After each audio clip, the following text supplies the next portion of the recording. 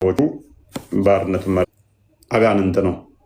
እኛ ነቢያቶች ምን ብለው ነገሩን? አምላካችን አባታችን ነው ብለው ነገሩን።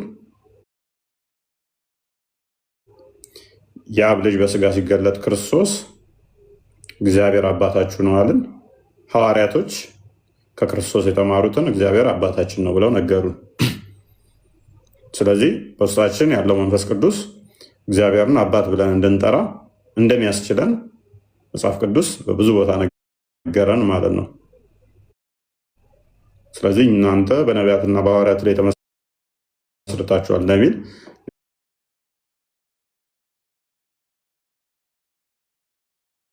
ነቢያትም ሐዋርያትም እግዚአብሔር አባታችን እንደሆነ ነገሩን።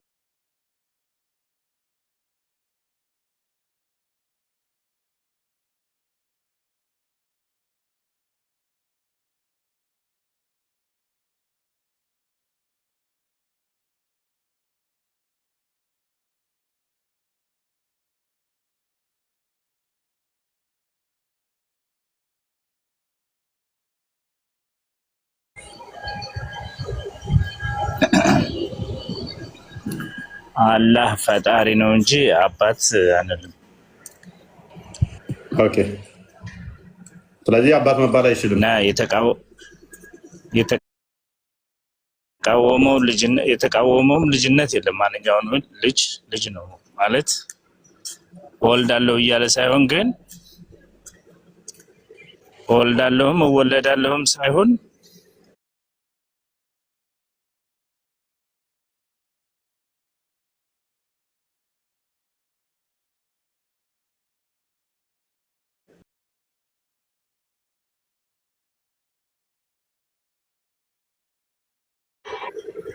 አባት አንልም ነው እያልኩ ያለው። አባት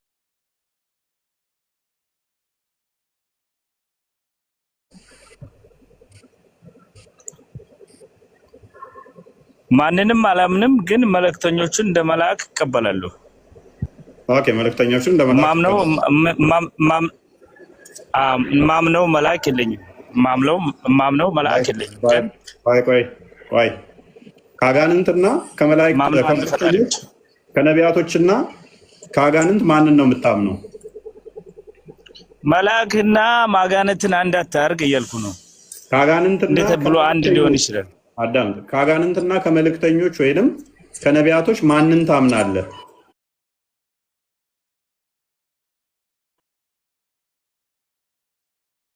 ግን እንደ ፈጣሪ ሳይሆን ማምነው እንደ መልእክተኛነት ነው። ችግር የለውም። እኔም እንደ ፈጣሪ ብዬ አይደለም ጥያቄ። ስለዚህ ነቢያቶች አስቀድሞ አምላክ ልጅ አለው ብለው ሲሉ፣ አጋንንቶች ደግሞ ልጅ የለውም ሲሉ የአጋንንትን ቃል አምነህ እንዴት ነው እሱ ልጅ የለውም የምትለው?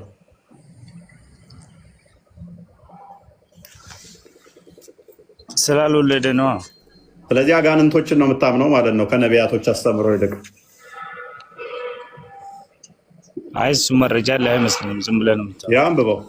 ያንብብ። ከቁጥር 1 ጀምር አንብብለት። አጋንንቶች ናቸው። ስህተት የሆነ ትርጉም ነው እሱ። ስህተት ነው። ቁርአን ነው። ኦኬ። አረብኛውን አድርግለት እና ተፈስረው። ስህተት ከሆነማ ደስ ይለናል። ቁርአናችሁ ሁሉ የተሳሳተ እንደሆነማ ከነገራችሁን አሪፍ ነው። ኖ ትርጉም ስህተት ይሆናል እንጂ እንደዚህ የሚል የለም። እስልምና ሲጀመር ይወልዳል አይወለድም ማለት መጀመሪያ ላይ ቁል ሁወላሁ አሐድ አላሁ ሰመድ ለም የሊድ ወለም ይውለድ ወለም የኩን ለሁ ኩፉወን አሐድ። ከዚህች ውጭ የምታውቋት ነገር እንዳሌለች አውቃለሁ። አላህ ተመለስ።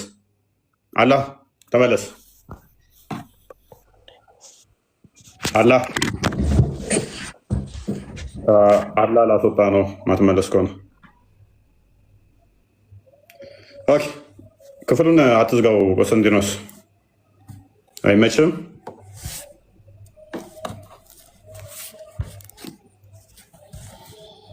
እሰማለሁ።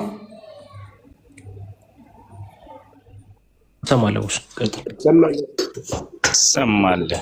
ያ ክፍሉን ክፈል፣ አንብበልና ቆስጠንጢኖስ ሳታነበው እኮ ዘጋው። እሺ። አይ ቻርጅ ይሰቀው ስለሆነ እሺ። ኦኬ። ጓንዳ አመጣሽ። መልካም። እሺ። ጥያቄ ምን ነው? እሺ። የቁርአኑ ክፍል ይሄ ነው። ይህንን የቁርአን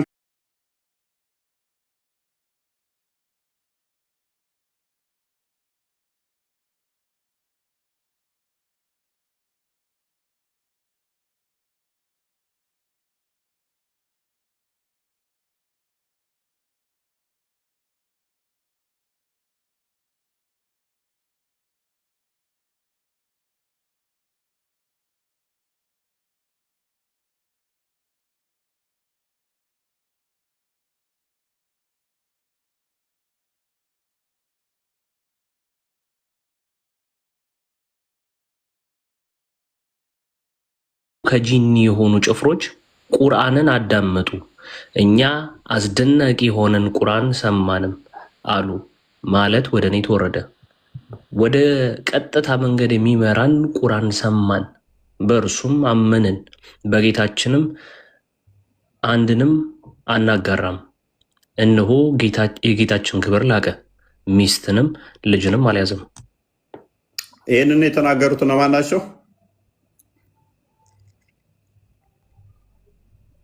ምን አንተ ቀደም እነማን ናቸው ያልከው? እኔማ ጥያቄ ነው። አጋንንቶች ናቸው አይደል የተናገሩት?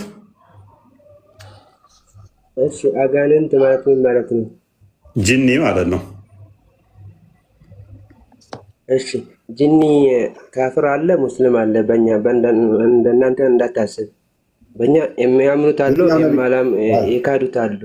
የትኛው ነብይ ነው ጂኒ የሚያምን አለ አጋንንት ያመናለ ብሎ ያስተማረ? አንድ ነብይ እስኪ መሐመድ መጥቶ ከተናገረው እዚህ ጋር መጥተው እዚህ ጋር የመጀመሪያቸው ነው። ባይዘ ገና መጥተው ሲያምኑ ራሱ ገና እያመኑ ነው። ኤኒዌይስ ከዛ በፊት አጋንንት አማኝ አጋንንት ማያምን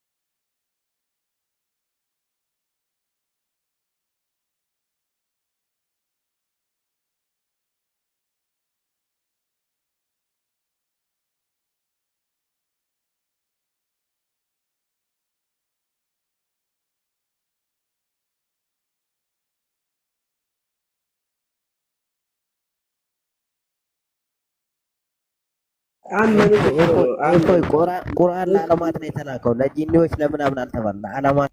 ብሌን ተራን ጠብቅ።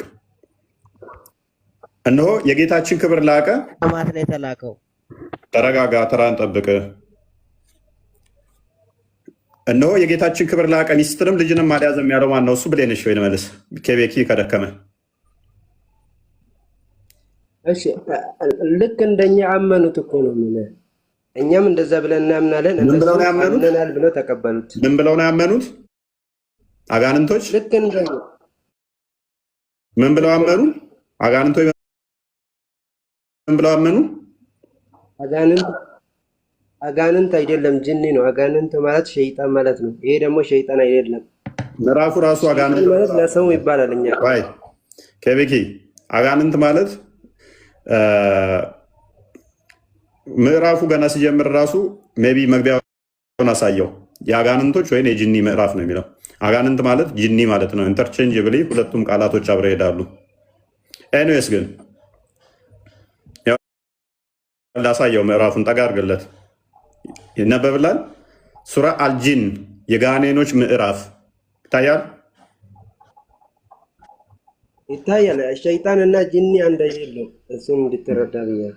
አንተ ነህ መተህ አንድ አይደለም እያልከኝ ያለኸው። ስሪታቸው የተለያየ ነው። ሸይጣን ማለት ሸይጣን ከምንድን ነው የተሰራው? የሰውም ሴጣን አለ ጂኒም ሴጣን አለ ብለህ ታምናለህ?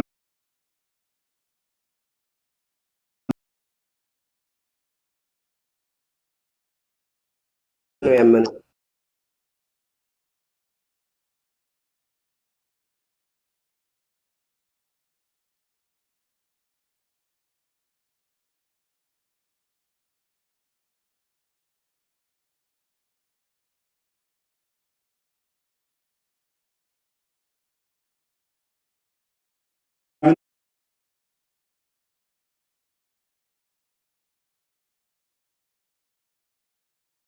ልጅም የለውም።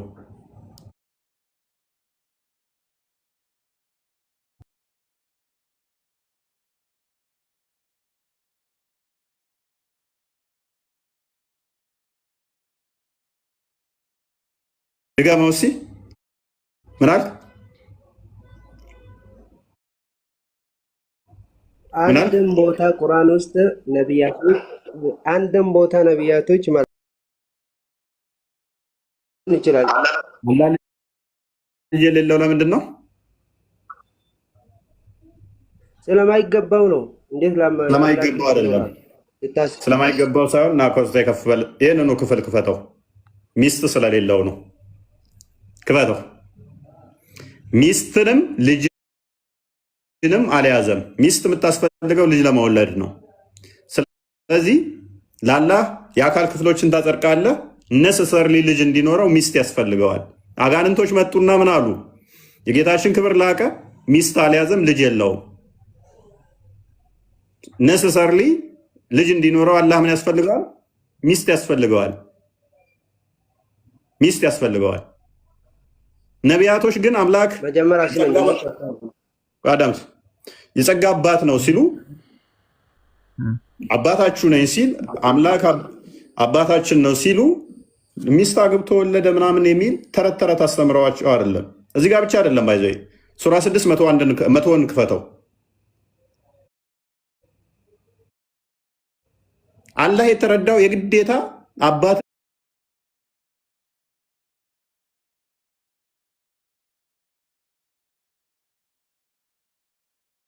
ለመባል ወሲብ ማድረግ አለበት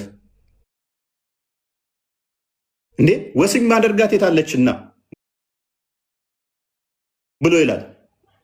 ይሄንን እንዲል ደግሞ ያደረጉ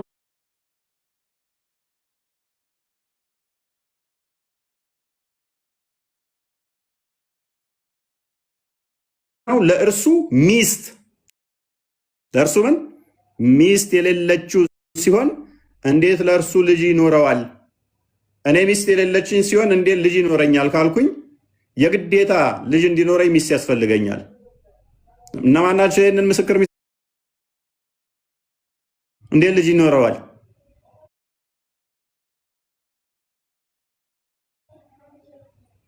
የትኛውም ነቢይ እንደዚህ ብሎ አላስተማረም። በዋናነት ልቃወም ነው የመጣሁት ክርስትናና እስልምናን ይህን አስተምረው ብለው ሲል ክርስቲያኖችም አይሁዶችም አምላክ ሚስት አግብቶ ሎቱ ስባት አንተ የሆነችን ዳዊትን ኮረዳ አግብተህ ከዛ በኋላ ጨጉላ ምናምን እንትን ብለህ 9 ወር ተረግዞ ልጅ ይወለዳል ብሎ የሚያስተምር ክርስቲያንም የለም አይሁዳዊም የለም። የእናንተው ግን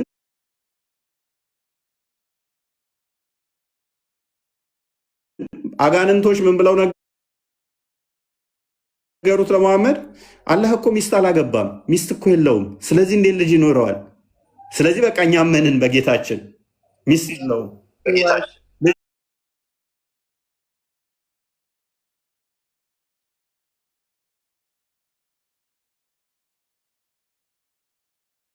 አሳየው። ስመኝ አታጨበርብር። አላህ ነው እየመሰከረ ያለው እንጂ አጋንንት ይላል አይልም። አጋንንት ይላል አይልም። አላህ ነው እየነገራቸው ያለው። አጋንንት ይላል አይልም። አላህ እኮ ነው እየነገራቸው ያለው። ኦኬ መልስለት፣ የአጋንንቶቹ ምስክር መልስለት። አላህ እየነገረ ያለው ሉክ አላህ ነው እየተናገረ ያለው ብሎናል። ስለዚህ አላህ ምን እያለ ይናገራል ማለት ነው? እነሆ የጌታችን አላህ ጌታ አለው ማለት ነው። ኬቤኪ አላህ ጌታ እንዳለው ዛሬ ገና አወቁ። አላህ ነው እየተናገረ ያለው። ቁጥር 3 አንብቡት። እነሆ አላህ ነው ብሎናል።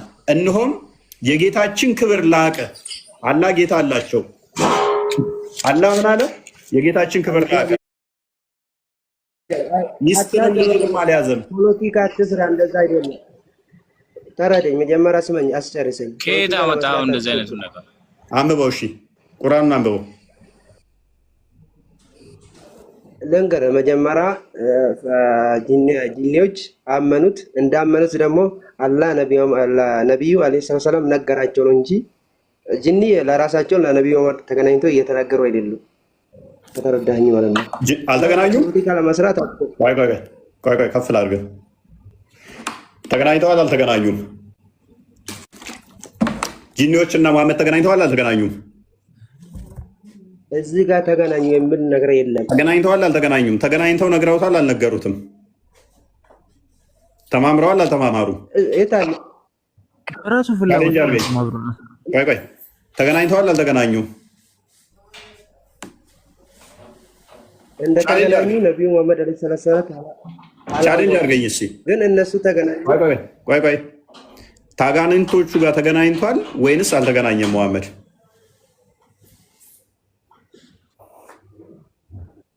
እኔ እስልምና ለቀ ከወጣ አንድ አይደለም ብዙ ከቡሃሪም ከሙስሊምም ከፈለከው ሳሂህ ሐዲስ ሰጣለሁ እንደተገናኙ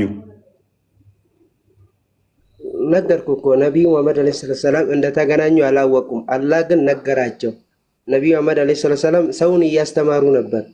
ከዛ ጅንም እንዳመኑ አላህ ነገራቸው ለነቢዩ መሐመድ ዓለይሂ ሰላም። እሺ ዛፍ እንደነገረቻቸው ብነግርስ? አላህ ሳይሆን ዛፍ እንደነገራቸው ጂኒዎቹ እንደሰሙና እንደተማሩ ዛፍ እንደሆነች የነገረቻቸው ብነግርስ? እስልምና ለቀ ትወጣለህ? ለምን? እሱ እኮ አይገርም፣ ያላህ ተአምር ነው። እንዲሁም ይሄ የሚኮራበት ነው እንጂ መረጃ ማምጣት ስላልቻለ ነው እንደዛ ያለው። ኤኒዌይስ አልተገናኙ የሚለው ተረት ተረት ነው። ተገናኝተዋል። እኔ ዋና ፖይንቴ ስላልሆነ እሱ ቻሌንጅ ካደረከኝ ግን ደስ ይለኛል። እስልምና ለቀ ከወጣ ሳታ ያለው መረጃ። ኤኒዌይስ አንዋር ቀጥል።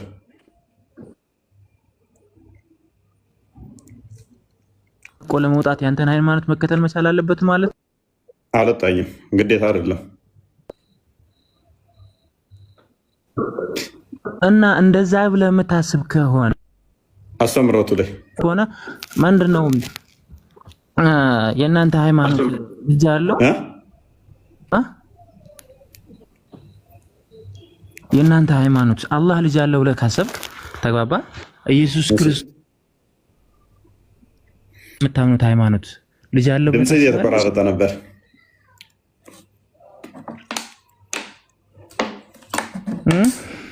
አይሰማም? አሁን ይሰማል። እስከት እሱ ጋር ነው ይሰማል። ቀጥል። የትኛው ኪታብ ላይ ነው ፈጣሪ አላህ ልጅ? አንዋር ኔትወርክን አስተካክል። በቃ ጀማል እንኳን ደህና መጣ። እኔ ጋር እየተሰማኝ አይደለም ያንተ። አሁን ባልከው ላይ ማለት ነው እስልምናን ለቀህ ትወጣለህ እንደ ምናምን ባሳይህ ብለሃል። እስልምናን መልቀቅ ማለት እስልምና ትክክል ባይሆን ኦርቶዶክስ ነው እንደ ትክክል ብዙ እምነቶች አሉ አይደል? እንደ ዓለም ላይ ብዙ እምነቶች አሉ። ኢትዮጵያ ላይ እንኳን ከ5 በላይ እምነቶች አሉ። ኢንሻአላህ በቃ እሱን ተወውና ወደ ቶፒኩ። ለምንድነው ልጁ እንትን ስላለ ነው አታክ ስላደረገኝ ነው። እኔ አታክ ካደረጉኝ እንደዛ ልል እችላለሁ። አታክ ባያደርገኝ ኖሮ እኮ እንደዛ አልልም። አታክ ካደረገ ግን አንዳንድ ሰው አታክ ሲያደርግ እንትን ልትሄድበት ትችላለህ። ከዛ አንጻር ብቻ አሁን እዚህ ላይ ወተት ታስተምራለህ እያለ ነው ወይም ቆይ ጥቁር አዝሙድ ኢንሻአላህ ቀጥል። አታክ ሳታደርጉ ኖርማል አስተምሮቱን ብቻ ማውራት ይቻላል። አታክ ካደረገ ግን አንድ ሰው አውቃለሁ ብሎ እኔ ጥያቄ ነው ያለኝ። እኔ እውቀት ያለኝ ተማሪ እውቀት ያለኝ ሰው አይደለሁም። እኔ ጥያቄ ነው ያለኝ ለአንተ። ጥያቄን ተመለስክልኝ ማለት ነው።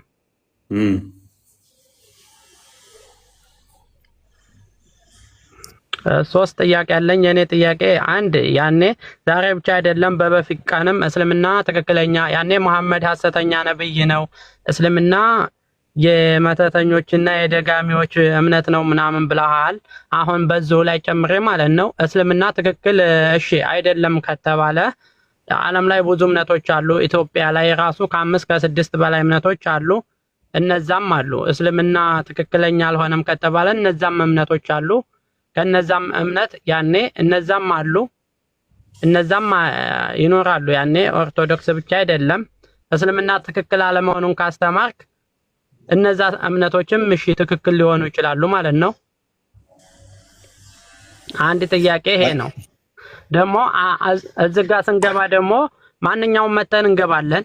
እዚህ ጋር አብዛኛውን የሚገባው እውቀት መማር የሚፈልግ ሰው እስከሆነ ድረስ አንተ ሳይሆን መጠየቅ ያለብህ የሚገቡት ተማሪዎች እንደዚህ እንደኛ የምንገባው ክርስትናም ላይም ሆነ እስልምና ላይ ያለውን ጥያቄ አንተ ያወቀውን መጠየቅ ይችላል። አሁን ግን እኛ ስንገባ ዝጋ አንተ ጥያቄ ትጠይቀናለህ ማለት አንተ ጥያቄ ከሆነ የምትፈልገው የሚያውቁትን ኡስታዞቹን ሂደህ መጠየቅ ነው እንጂ እኛን ልጠይቀን አይገባም ብዬ አምናለሁ። ሁለተኛው ይሄ ነው ማለት ነው። አሁን ለምሳሌ እዚህ ጋር አላዋቂ ነው እንጂ የሚገባው ለማወቅ ነው እንጂ የምንገባው የምናውቅ ሰዎች እኔ በራሴ አላውቅም ለማወቅ ገባለሁ እና ያንንም ጥያቄን አቅርቤ እንድመልስልኝ ነው የምፈልገው ማለት ነው። ኦኬ የነ ጥያቄ እሺ ናክሰሪ ምንበት የለም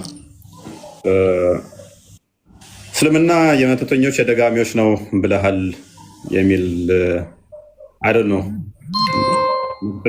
ደጋሚዎች ምናምን ነገር እንደዛ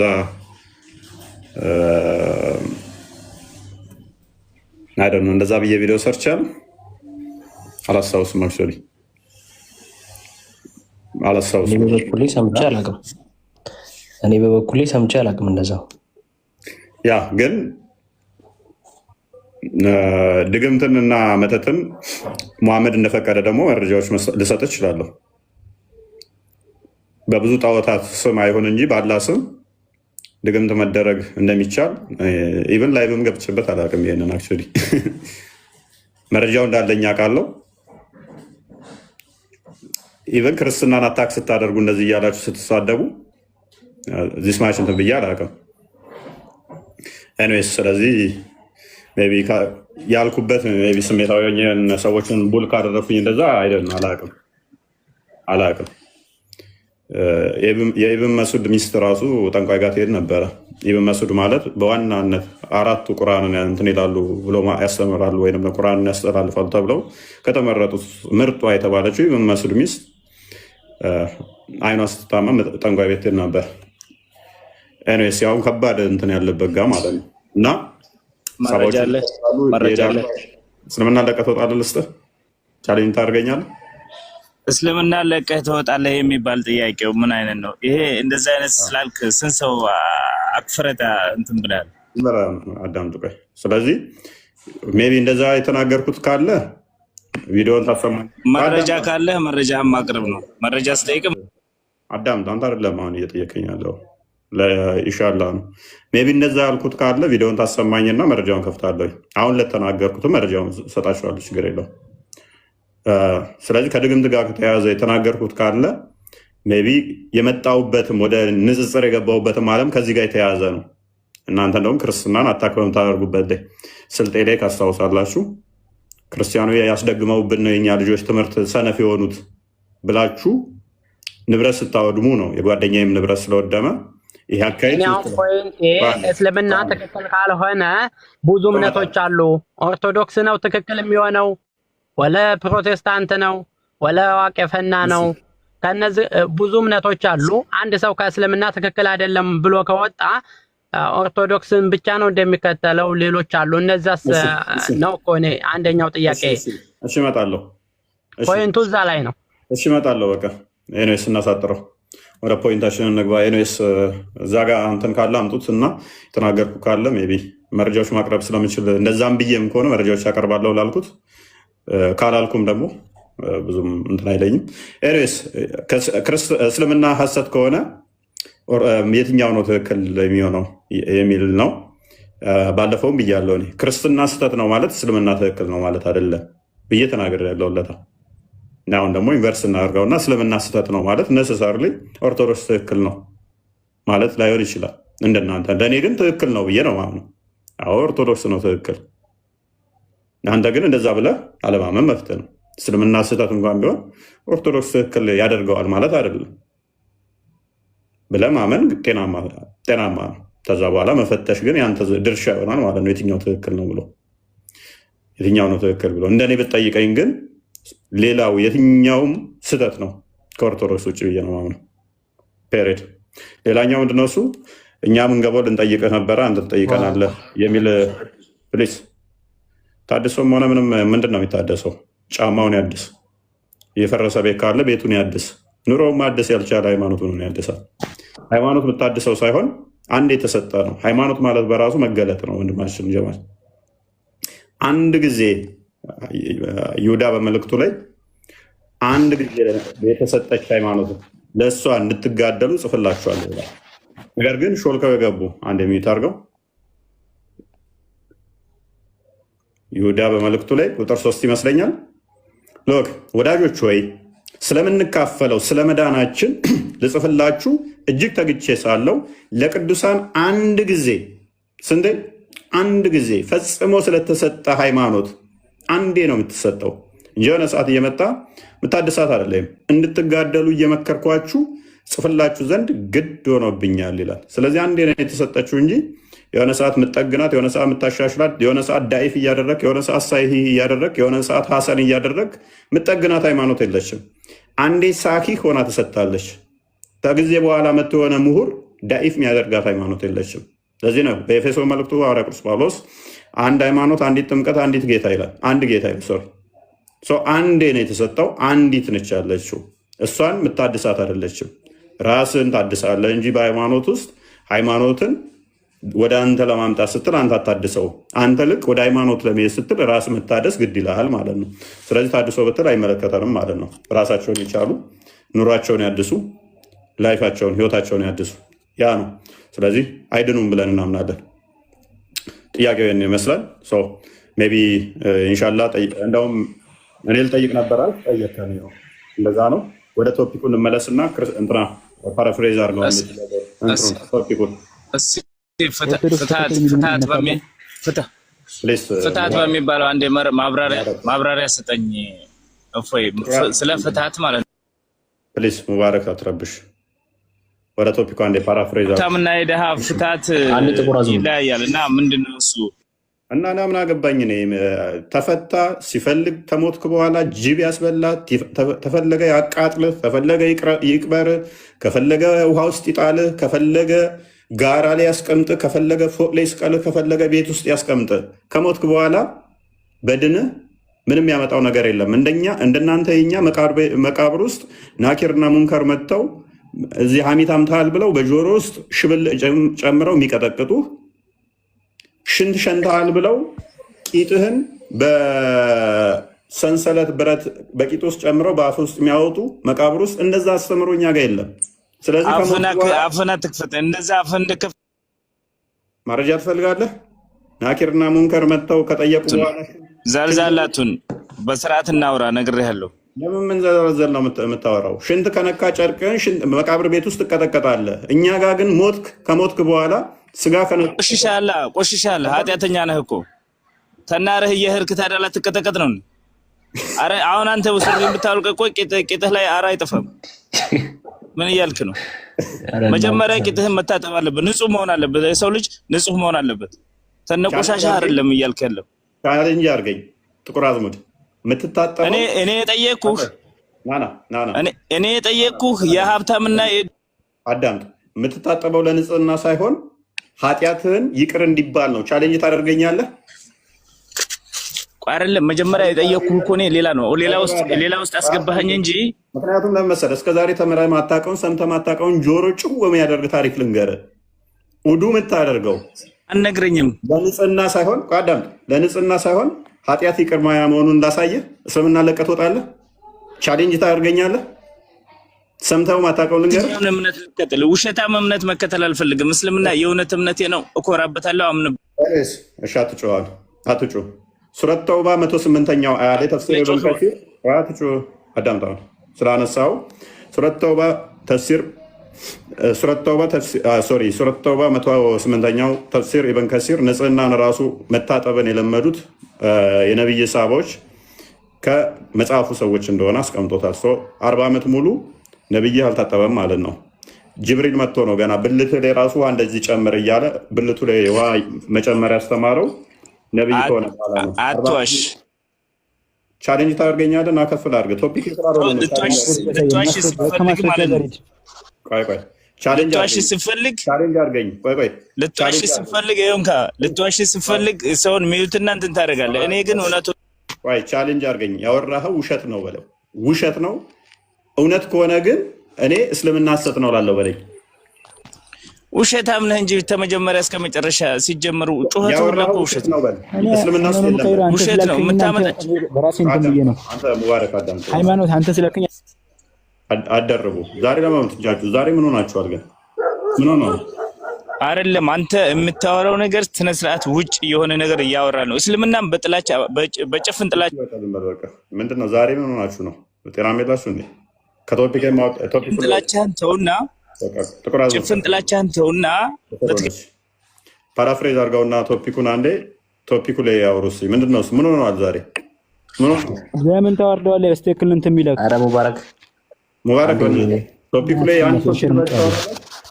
ይሄ ነው እስልምና ወይንም ቻሌንጅ አድርጉኝ አልኳችሁ። ቻሌንጅ አድርጉኝ። እኔ መረጃ ካላመጣሁ 2400 ሰው እስልምና ስምናት በል አንተ አለ እንደ የሆነ ከማዛ ጋር አውራ ፕሊስ አዳምጥሽ አንዴ ቶፒኩን ፓራፍሬዝ አድርገው እንትና። እሺ እንግዲህ ዛሬ አላህ ልጅ ለምንድን ነው የሌለው የሚለውን ነገር እያየን ነበር፣ እየተመለከትን ነበረ። ሙስሊሞችን ይህንን ጥያቄ መጠየቅ እንፈልጋለን። ቁርአን ላይ ስንመለከት አላህ ልጅ የሌለው ሚስት ስለሌለ ነው ብሎ የማን ምስክርነት እንመለከታለን? የጂኒዎችን ምስክርነት እናያለን። የጋኔኖችን ምስክርነት እናያለን። ስለዚህ የጋኔኖችን ምስክርነት ይዛችሁ ነው ወይ የቀደምት ነቢያትን አስተምሮ ያጠፋችሁት እና እንደ አዲስ አይ በቃ ይሄ ነው ትክክለኛው አስተምሮ አምላካችን ይህ ነው ብላችሁ ልትቀበሉበት የቻላችሁት ነገር የሚለውን ነገር እያየን ነበረ። የጠቀስነው ሱራ 72:3 አይተን ነበረ። እነሆ የጌታችን ግብር ላቀ ሚስትንም ልጅንም አልያዘም የሚለውን ክፍል አይተናል። ይሄ ምስክርነት ምንድን ነው? የጋኔኖች ነው። እና እስቲ ለወንድሞቻችን ጥያቄ እናቀርባለን። ይህንን ምን ብሎ ይመልሱልናል? አንድ ምስክርነት አለ ወይ? ቀደምት ነቢያት አምላክ ልጅ የለውም ያለ ብሎ ያስተማረ ከመሐመድ ውጭ ብለን እንጠይቃለን። ካለ ማስረጃውን ከነሱ እንቀበላለን። እስቲ ለአላህ እድል እንስጠው። እንትና ጨርሷል። ሙባረክ ይጨርስና ክፍት ስለሆነ እሺ፣ ሙባረክ አለ። ሙባረክ እሺ፣ ወርዷል። አላህ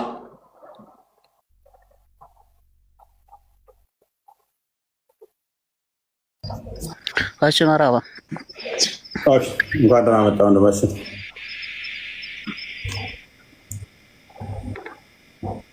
እንኳን ሰላም ቆያችሁ። መልካም። ቁርአን በተለያየ ቦታ ላይ ለአላህ ልጅ ያዘ ያሉ የመጽሐፉ ሰዎችን ለማረም ወይንም ደግሞ ለመቃወም እንደመጣ እንደወረደም ይናገራል። የእኛን አስተምሮ አድሬስ አድርጎ የተቃወመበት ጥቅስ የትኛው ነበረ?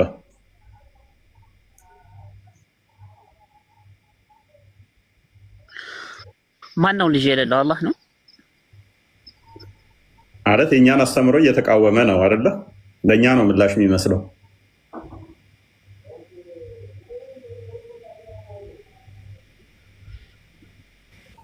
እኛ አላህ ከዚህ የጸዳ ነው። ለአላህ እኮ ልጅ አይገባውም። ምክንያቱ ምንድን ነው? እሱ ልጅ የለውም ሲል እኛ ቆይ ስለእናንተ አስተምሮ እኛ ምን አገባን? ስለ ራሳችን እንጂ እየገባችሁ በእኛ ነው። አላህ ከሁሉም የጸራ ነው። ሲጀመር ልጅ ምናምን ለእሱ አይገባውም። ተፈለክ ወደ ቁርአን አንቀጽ ተፈለክ መስጠት እንችላለን። አላህ ከሁሉም የታውቃል። እንዲያውም እዚሁ ዳራ መምጣት ይችላል። ቁል ሁወ አላሁ አሐድ መቅራት ትችላለህ ማለት ነው።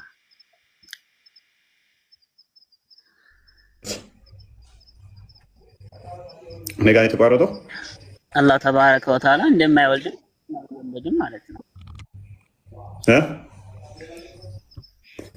እንደማይወልድም ኦኬ።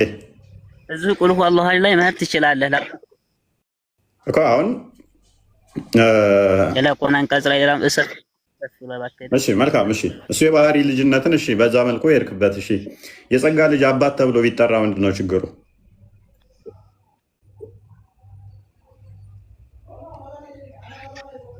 የጸጋ ልጅ አባት ተብሎ እንዴ ለፈጣሪ ነው?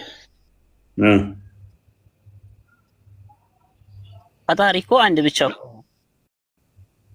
እንዴት አባት ይኖረዋል?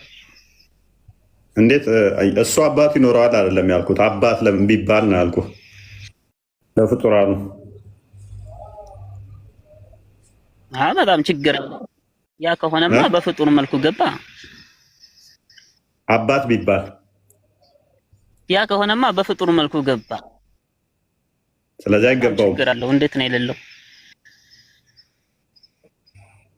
ችግሩ ምንድን ነው? ለምሳሌ በፍጹም ችግሩ ምንድን ነው? ሽርክ ነው። በቃ አምላክ በቃ ልጅም አይኖረውም፣ አባት ሊኖረውም አይችልም፣ ልጅም ሊኖረው አይችልም። በቃ አምላክ አንድ ነው። እንዴት አባት ሊባል ይገባዋል? ወይስ ደግሞ አለው ሊባል ይችላል? አንተ ነህ እኮ ለምሳሌ የቁርአኑን አንቀጽ የገለጽከው ምንን በተመለከተ ነው? እሺ አላ አይገባውም ስትል ምንድነው? እሱ ቤዝመንት ምንድነው ማለት? ቁርአኑን ቤዝ አድርገህ ብቻ ነው ወይንስ በዚህ ምክንያት አላህ አባት ከተባለ ወይ አይገባውማ እኮ ዝም ብለህ አይገባውም እኮ መልስ አይሆንም እኮ። ለምን መሰለህ? አይገባውም ስትል ቤዝ ያደረከው ምንድነው? ቁርአኑን ከሆነ ቁርአኑ ደግሞ ምንድነው እሱ ያ ነገር የትኛውን ጥቅስ ያ ጥቅስ እውነት ያስኬዳል ወይ ብለን እናየዋለን። ዝም ብለውን አይገባውም መልስ አይሆንም እኮ። መሄድ ለምሳሌ ለፈጣሪ ይገባል ብለህ ታስባለህ? መሄድ፣ መምጣት፣ መነሳት ወይ አላህ መሄድ፣ መቀመጥ፣ መነሳት ለፈጣሪ ይገባል ብለህ ታምናለህ?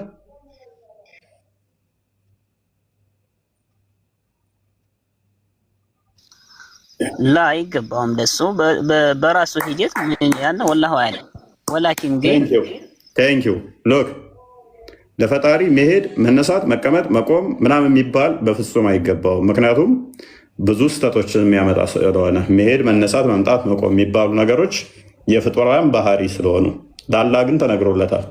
ኤኒዌይስ ፖይንቴ ስላልሆነ ነው። እንኳንም ይህንን እንደ ኮንፌስ አደረግ ይሰማሉ።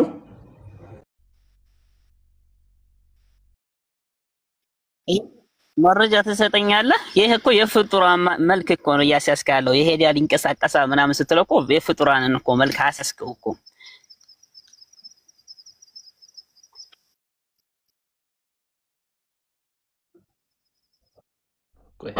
ሰማለሁ። ያ ጥሩ ነገር ብሎ ነበር። ይንቀሳቀሳል፣ ይሄዳል ምናምን አላህ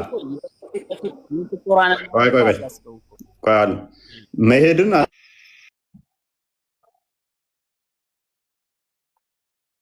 ማይ ጋድ መታል አላህ ያ መሄድ የፍጡራን ባህሪ ነው። የፍጡራን ባህሪ ከሆነ ሄደ መጣ ተብሎ ሊነገር አይችልም ለፈጣሪ። ላላህ ግን ጸድቆለታል። ፍጡር መሆኑን የሚያሳይ ማለት ነው። ኤኒዌይስ ወደ ዋናው ፖይንታችን እንመለስና ስለዚህ ልጅ አይገባም ስትል በእንደዚህ አይነት መስፈርት ነው ማለት የሚለው። ኦኬ ማለት የምትሉት መሄድ ሜይ ቢ መሄድ የቦታ ለውጦችን ማሳየት ማለት ነው። መሄድ ማለት ከአንድ ቦታ ወደ አንድ ቦታ ሙቭ ማድረግ ማለት ነው። የታይምና የዲስታንስ ለውጦች አሉት ማለት ነው። ከአንዱ ቦታ ወደ አንዱ ቦታ መሄድ ማለት ነው አይደለ? መሄድ ማለት ይሄ ደግሞ የሚሰራው ምን ውስጥ ነው? ይሄ ህግ የሚሰራው ምን ውስጥ ነው? ፕሌስ ላይ ብቻ ነው። ብላክ ሆል ላይ ስትሄድ ይሄ ህግ አይሰራም። የፊዚክስ ህግም የለም። ወደ ሲንጉላሪቲ ስገቡ ይሄ ነገር ሲዝ ያደርጋል፣ ይቆማል እንደዚህ አይነት ነገር። ስለዚህ መሄድ የሚነገረው በቦታ ውስጥ ላለ ነገር ብቻ ነው። ይሄ ነገር ደግሞ ለአላህ የሚነገር ከሆነ አላህ ፍጡር ነው ማለት ነው። አላህ ፍጡር ይሆናል ማለት ነው። ኢንፋይናይት ነው የሚሆነው ወደ ሲንጉላሪቲ ከገባቸው። አላህ ፍጡር ለመሆኑ መረጃ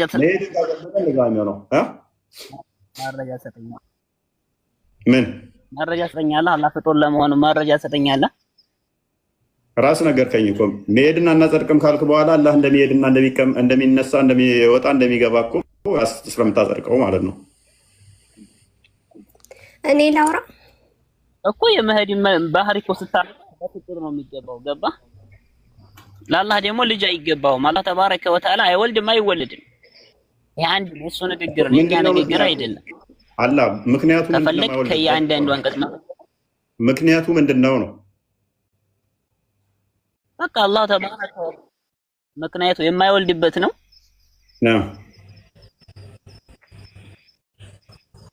አላህ ተባረከ ወተዓላ የማይወልድበትን እኛ መናገር አንችልም፣ ምክንያቱም አልተቀመጠልንም። ለሚሊድ ወለሚውለድ አለቀ። አይወልድም አይወለድም አንዲ ነው በቃ። አልዓለሙ ፈጣሪ ነው እንጂ የተፈጠረ አካል ስላልሆነ ማለት ነው። ታንኪ በቃ ይበቃል። የተፈጠረ አካል እንደሚያደርጉትን አካላት ድርጊት ግን ያደርጋል። መምጣት መሄድ ምናምን ደግሞ ይነገርለታል። ውሽ የፍጡራንን ባህሪ ያደርጋል።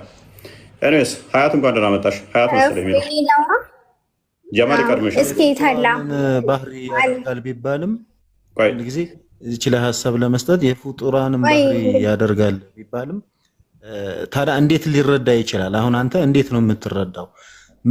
መሄድን ለመግለጽ መሄድ ተብሎ ካልተነገረ የሰው ልጅ በምንድን ነው የሚረዳው? ነገር ግን መሄድ ማለት እንደ ሰው መሄድ አይደለም። መስማት አላህ ይሰማል ሲባል እንደ ሰው አይደለም። አላህ ያያል ሲባል እንደ ሰው አይደለም የሚያየው። ግን ለአንተ የሚገባህ አላህ ያያል የሚለውን አላህ ያያል ተብሎ ሲነገርህ ነው እንጂ አላህ ተብሎ ለምሳሌ ያያል የሚለውን ለመግለጽ ሌላ የሰው ልጅ በማያውቀው አላህ ብሎ ለምሳሌ የሆነ ቃላት ቢጠቀም እያየ መሆኑን በምንድን ነው የምትረዳው?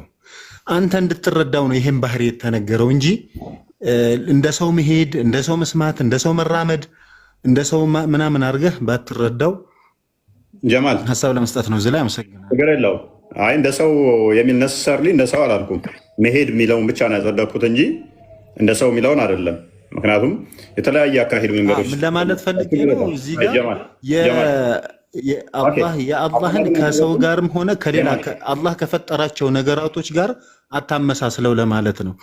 አላህ የዚህ የዓለሙ በሙሉ ኻሊቅ ነው፣ ፈጣሪ ነው፣ የማንኛውም ነገር ፈጣሪ ነው። እና አንዴ ልጨርስልህና ትናገራለህ። አንዴ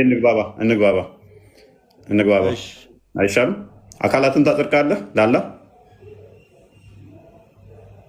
የአካል ክፍሎችን የማንንም አይመስሉ ታጸድቃለህ? ታጸድቀው የማንንም አይመስሉ። ለምሳሌ አንተ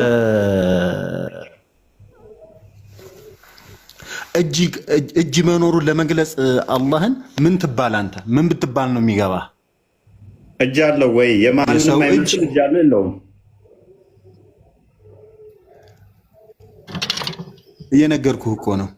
ይሄንን አንተ አሁን ለመረዳት አላህ እጅ አለው እግር አለው ወይንም አይን አለው ለማለት ለአንተ እንድትረዳው የተገለጸልህ ነው እንጂ እጅ አለው ሲባል እጅ አለው ተብሎ ለመግለጽ ሌላ ነገር ብትባል እንዴት ሊገባህ? ጨርቅ ተብሎ እጅ አይገለጽም። ለአንተ ሊገባህ። ለምሳሌ አሁን ጀነት ውስጥ ማር አለ ይባላል፣ ወተት አለ ይባላል። በዚህ ከተረዳሁ ልንገርህ፣ ወተት አለ ማር አለ ሲባል ግን እዚች ምድር ላይ ያለውን ወተትና ማር አይደለም። አንተ ስለ ማርና ስለ ወተት እንድትረዳ ማርና ወተት ተብሎ ካልተገለጸ ሊገባህ አይችልም። ነገር ግን ጀነት ውስጥ ያለው ማርና ወተት የተለየ ወተት ነው። ለአላህም የምሰጣቸው እነዚህ እጅ፣ እግር፣ አይን ምናምን ብለህ የምትለው አንተ እንድትረዳው ነው እንጂ የሰው አይነት ወይ የእንስሳ አይነት አድርገህ በአንተ አእምሮ ልክ አትሰበው ለማለት ነው። ጀማል ከተረዳኸኝ ሚት አታደርግ። እኔ እኮ የእኛን አይነት ብዬ አልጠየቅኩም። መች ወጣኝ አለው ወይ ይህንን ታጸድቃለህ ወይ ብቻ ብዬ ነው የጠየቁ። የማንንም አይመስል ብዬ እኮ አልኩ። እንዴት ይሄ እኮ የተነገረ ነገር እኮ ነው። ምን እኔ ያጸደቅኩት አላጸደቅኩት አንተ ወደምትፈልገው ፖይንት ሰውን እንዲሄድ ሳይሆን ማድረግ ያለብህ። ፕሊዝ ጀማል ታውን በኋላ የሆነ ክስ አትመስርት። ካሁን በኋላ ጥያቄው ላይ ብቻ መለስ። ስለዚህ ይህን የምታደርግ ከሆነ ከሌሊቱ 1/3 ደግሞ ወደ ቅርቢቱ ሰማይ ይመጣል ይላል። ስለዚህ ይመጣል ሲል አላህ ነው ወደ ቅርቢቱ ሰማይ የሚመጣው ወይንስ? ታዲያ መውረድ ማለት ወደ ቅርቢቱ ሰማይ ይመጣል አይመጣም? ያኔ ይሄን በምን ቃላት ቢነገርህ ነው አንተ እንደ ሰው ልጅ ልትረዳው የምትችለው? ይህን እንድትረዳው ነው እንጂ ይሄ የተደረገው እንደ ሰው እየወረደ እየወጣ አድርገህ አትሰበው። ፕሊስ እኔ እንዴትም ይውረድ ይውጣ ፕሊስ ፕሊስ እባክህ እኔ ፕሌን አለ ውፍ ብሎ የሚሄድ አለ። ጦጣዎች አሉ እየዘለሉ ከግንድ ወደ ግንድ የሚሄዱ ወፎች አሉ እየበረሩ የሚሄዱ። ይወርዳል የሚለውን ብቻ ነው። እኔ ሙቭመንት አለ ያልጠየቅኩን ለምን ትመልሳለህ? እኔ እንደ ሰው ወይን እየሮጠ ወይን ቀስ ብሎ ወይንም በሊፍት ወይም ምናምን ብዬም አልጠየቅኩም። ይወርዳል ወይ ብቻ ነው። ምክንያቱም ይኸውልህ ጀማል ራስህ ይሄ ነገር በጣም አይምሮን ተቆጣጥሮት ቻሌንጅ እያደረገ ስላለ እኔን አኪዝ ታደርጋለህ። እኔ ያላልኩትን ማለት ነው። ቅድምም ብለሃል ለአንተ እንዲገባህ ነው እንጂ አልተነገረም። የለም አይነት ስታፍ ስለተጫወትክ ነው። የአባሾችን አቂዳ መሰል የሚል ስለሆነ እሱን እንድታጠራ ብቻ ነው እንጂ ቶፒክም አይደለም። እዚህ ውስጥ ማውራትም ፍላጎቱም አይደለም። ዛሬ ፍላጎቱም ስለሌለኝ ማለት ነው። የግብር አካላትን በግብር አካል የተገለጠ ነው የሚል አይነት እሳቤ ስለያዝክ እውነት አካል ነው የምታጸድቀው ወይንስ የግብር አካል ነው የምታጸድቀው የሚለውን እንድትለይ ብቻ ስለፈለግኩ ነው። ኤኒዌይስ መጨረሻ ላይ ግን ያው ይወርዳል የሚለውን ካሰበት ወደ ፖይንቱ እንመለስ አይሻልም? ጀማል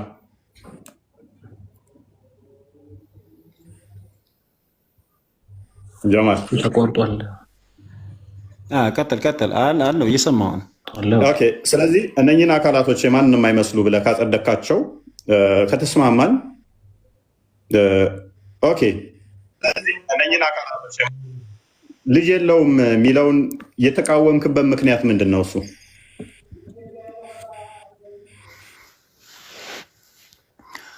አላህ እንደ ፍጡራን ስላልሆነ ልጅ የለውም። ወንድም ቅድምም እየነገረህ ነበር። አላህም ተናግሯል አይወልድም አይወለድም ተብሎ ማለት ነው። በቂ መሰለኝ። መልካም። ስለዚህ እንደ ፍጡራን ስለሆነ ነው አላህ እጅና እግር ያለው። ሳልፈልግ እዚህ ውስጥ ገባው ማለት ነው። ምክንያቱም እኔ ምትላለኝ አንተ እንድትረዳው ነው ይሄ የተነገረው። ስለዚህ እኔ እንድረዳው ደግሞ ልጅ ያለውን ልጅ ብሎ ለምን አይነግረኝም? የእኛን ማይመስል ልጅ። ምክንያቱም ሲል የሆነ አርጉመንትን ደጋግመህ እየተናገርክ ስለሆነ ነው። ልጅ የለውማ። ኦኬ። ለምንድን ነው የሌለው?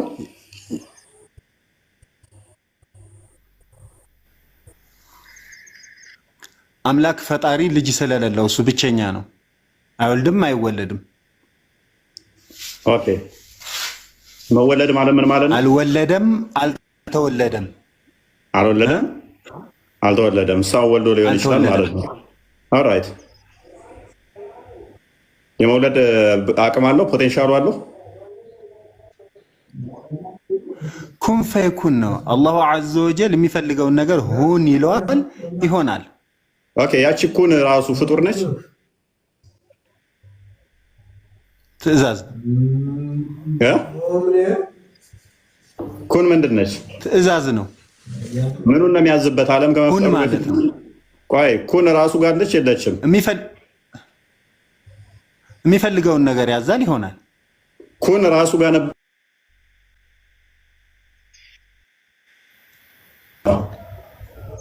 ከሱ የወጣችሁን አለም ያልኩህ።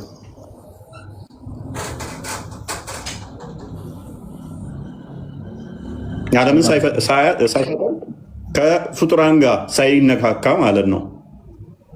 ኩን ነበረው አልነበረው? ኩን የሚልባት ነበረው አልነበረው? ሁን የሚለው እኮ ለሚፈልገው ነገር ለሚፈጥረው ነገር ነው። ስለዚህ በማንኛውም ሰዓት የሚፈልገውን ነገር እሱ የሚልበት ነገር አለው የለውም? እሱ ነው እኮ የሚለው። ኦኬ። ስለዚህ እንደኛ ዝርቡ ቃል ነው ያለው እያልከኝ ነው? ምን ዝርቡ ቃል ነው እንደኛ እያልከኝ ነው? ስለዚህ የሆነ ሰዓት ሲፈልግ ኩን ይላል። ይሄንን ኩን ለማለት ራሱ ፖቴንሻል አለው ወይ? ያ ፖቴንሻሉ ኩን የምትለዋ ፖቴንሻሉ እሱ ዘንድ ያለችው ኢተርናል ነች ወይንስ የሆነ ሰዓት ላይ የጀመረች ነች?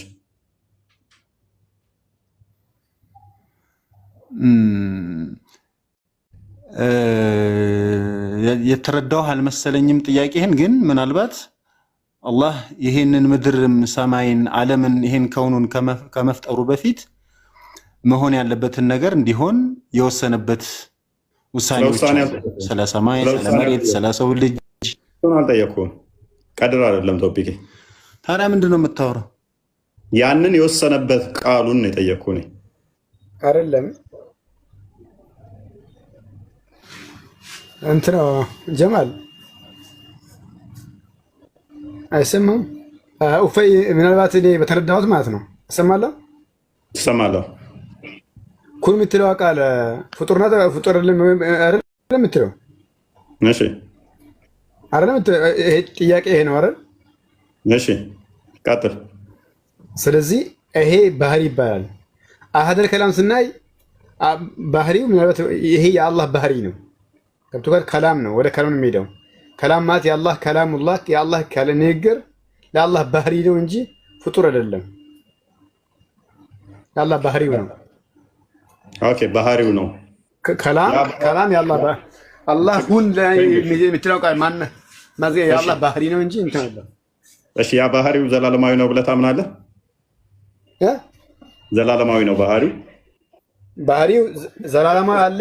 አላህ ኢንሻ ፈዓል ወይ ለም የሻ ለም ይፈዓል። አላህ አንዳንድ ሲፈተል ፍዕልየና አዘልይ የሚባል ነገር አለ። ምናልባት አንተ ላታውቀው ትችላለህ።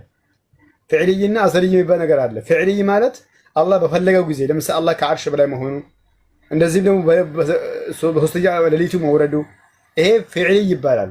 ገብቶካል? ፍዕልይ ማለት አላህ በፈለገው ጊዜ ባሻው ጊዜ የሚሰራው ማለት ነው። አዘልይ የሚባለው ደግሞ ያኔ ከራሱ ማይለቀቅ፣ ለምሳሌ ለአላህ እጅ መኖሩ፣ ፊት መኖሩ፣ በራሱ የሚያምረው የሆነው ከሰው ልጅ ማይመሳሰለው መኖሩ ምን ይባላል? ይሄ አዘልይ ይባላል። መቼም አላህ ከመገለጽ ያው ማይወገድበት የሆነው ማለት ነው። ድሮም ተገልጾበታል፣ ዛሬም ተገልጾበታል። እስከ ቂያማ ድረስ መቼም ቢሆን አላህ የሚገለጽበት የሆነው መቼም ቢሆን ገብቶካል? ይሄ አዘልይ ይባላል። ኦኬ። ስለዚህ የልጁ ጉዳይ እንዴት ነው? ልጁ ጉዳይ አላሁ ስብሐነሁ ወተዓላ ለም የሊድ ወለም ይውለድ። ምናልባት ታውቀዋለህ።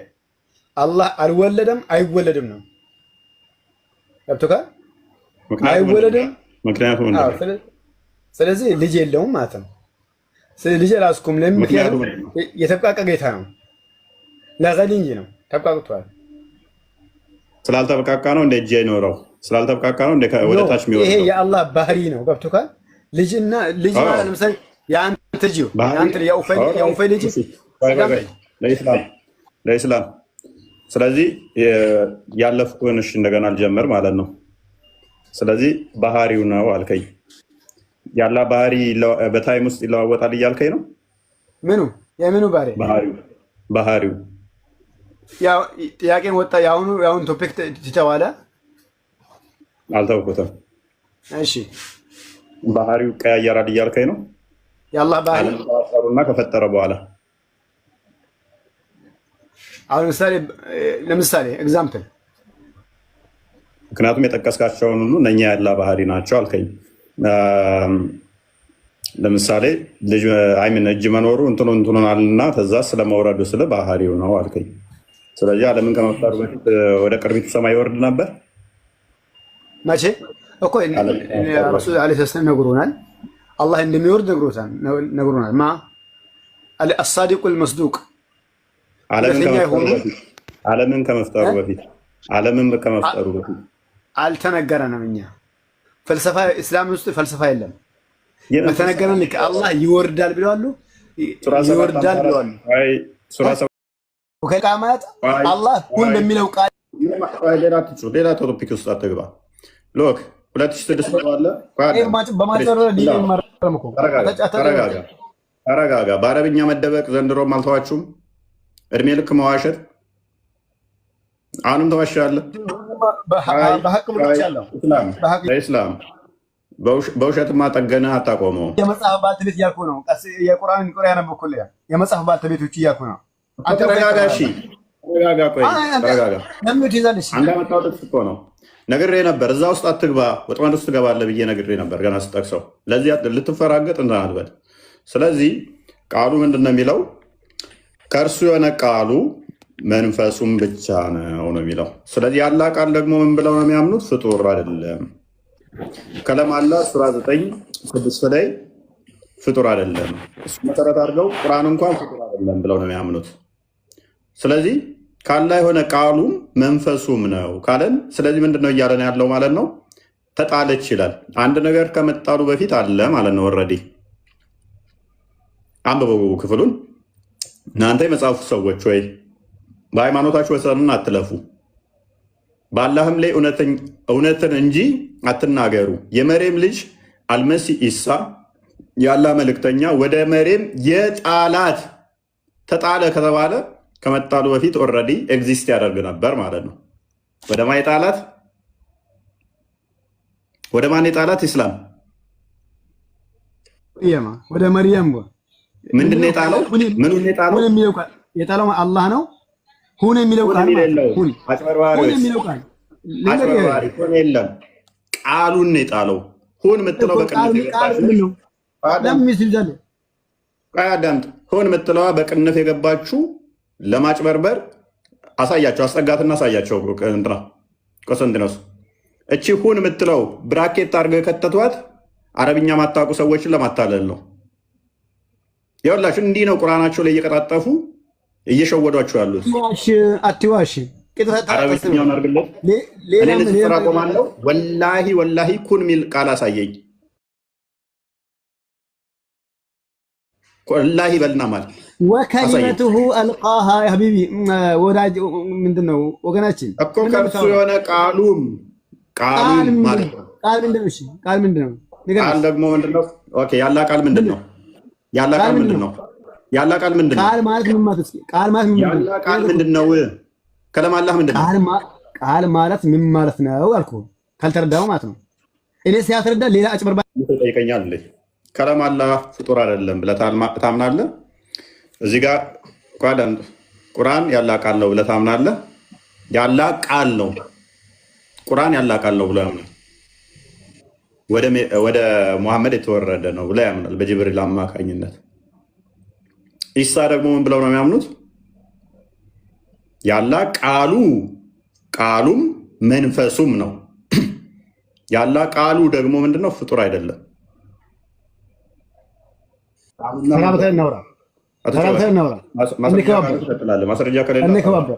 ማስረጃ ከሆነ አዳምጣ።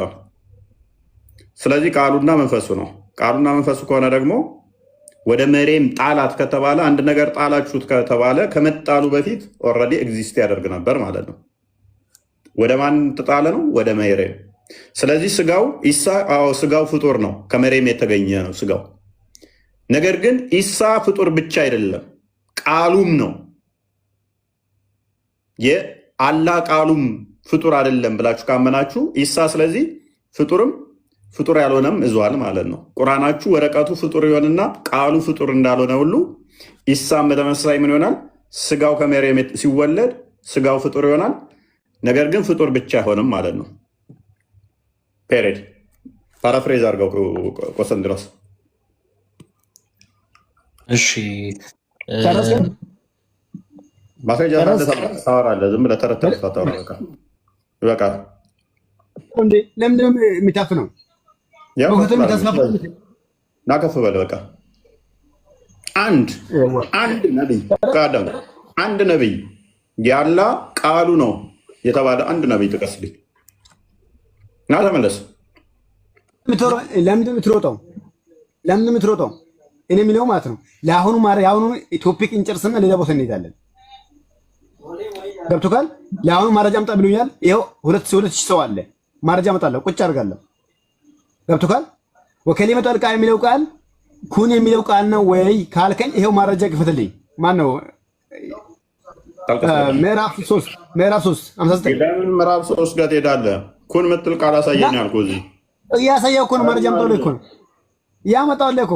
ወከሊመቱ አልቃ ኢላ መርየም ማለት ኩን የሚል ቃል ነው። ለሱ ማስረጃ በእናትህ አትጩህ። እዚህ ውስጥ ማሳየት ከቻልክ ቀጥል። ወንድሞቼ ሙስሊሞች በትንሹ 600ዎቹ ሙስሊም ናችሁ። አያችሁ አይደል? በውሸት ነው የሚያሳፈው እውነቱን።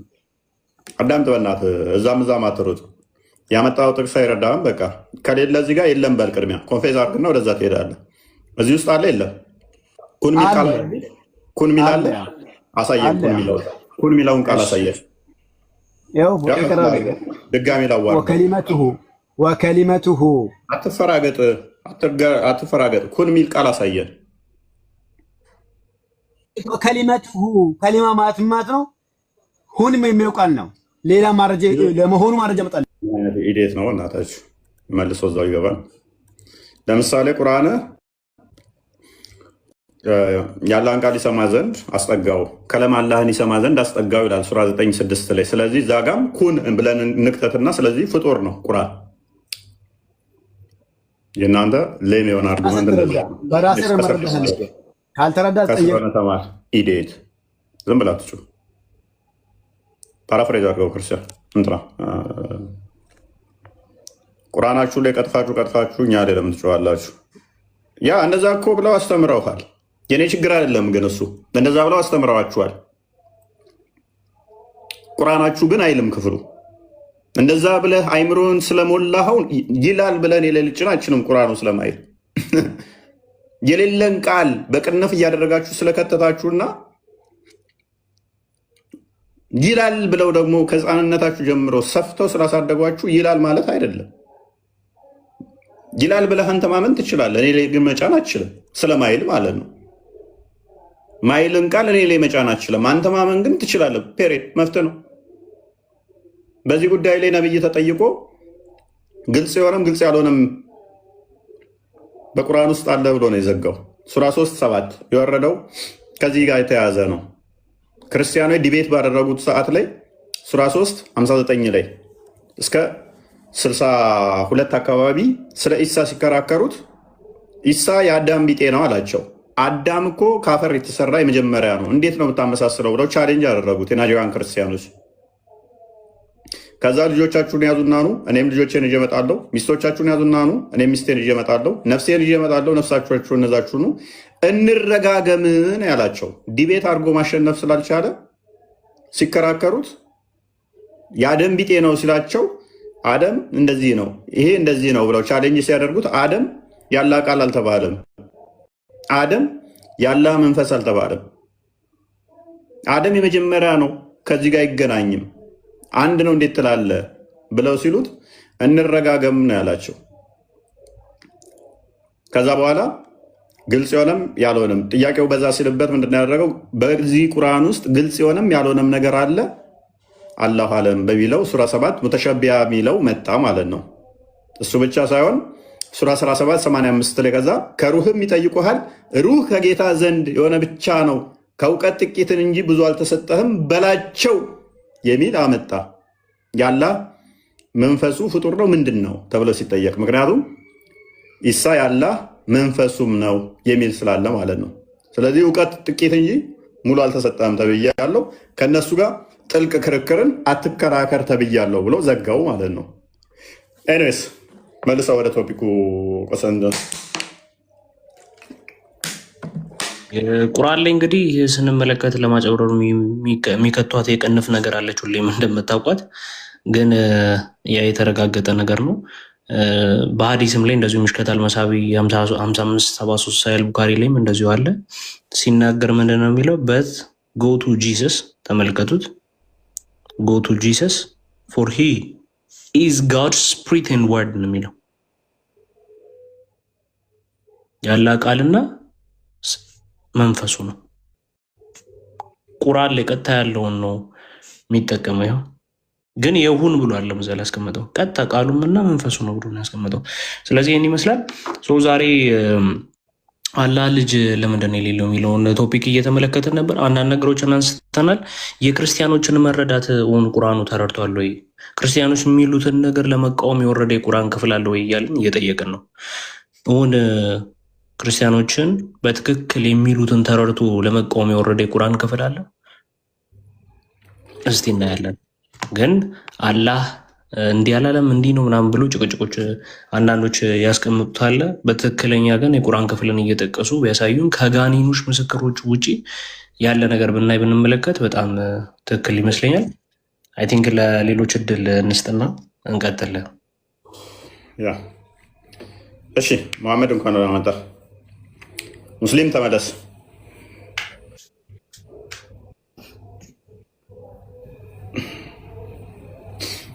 ኦኬ ሙስሊም ይሰማል?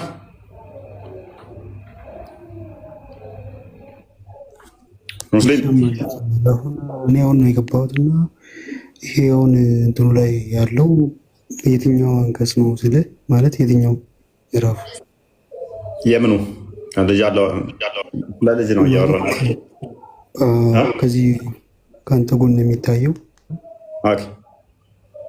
እንትኑ ሱራ 4 179 እሱን እንትን በለው ሜይ ቢ ቶፒካችን አለም እሱ ልጁ መልስ ሆነኛል ብሎ ስላመጣው ነው። ኤኒዌይስ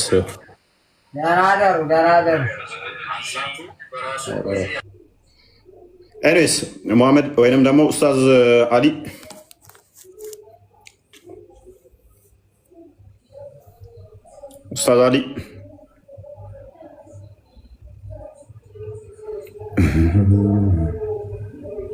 ኦኬ አይሰማም።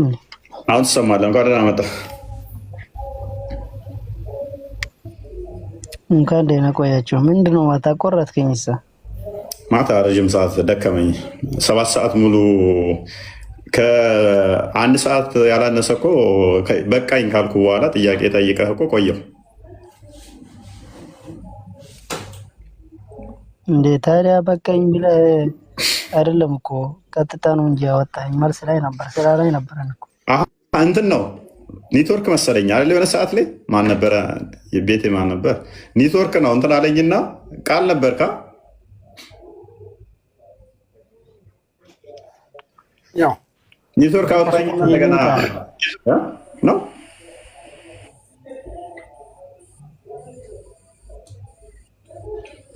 አንተ በትክክል አሰራም አይቻለሁ። ገና ረጅም ሰዓት ጥያቄ እንደተቀበልኩ አውቃለሁ። ኔትወርክ ግን አስቸግሮኝ ነበር በኋላ። ኤኒዌይስ ችግር የለው። መልካም ሱራ 18 ሶሪ ሱራ 5:18 አንዴ ክፈተው እስቲ እንትና ቆስጠንጢኖስ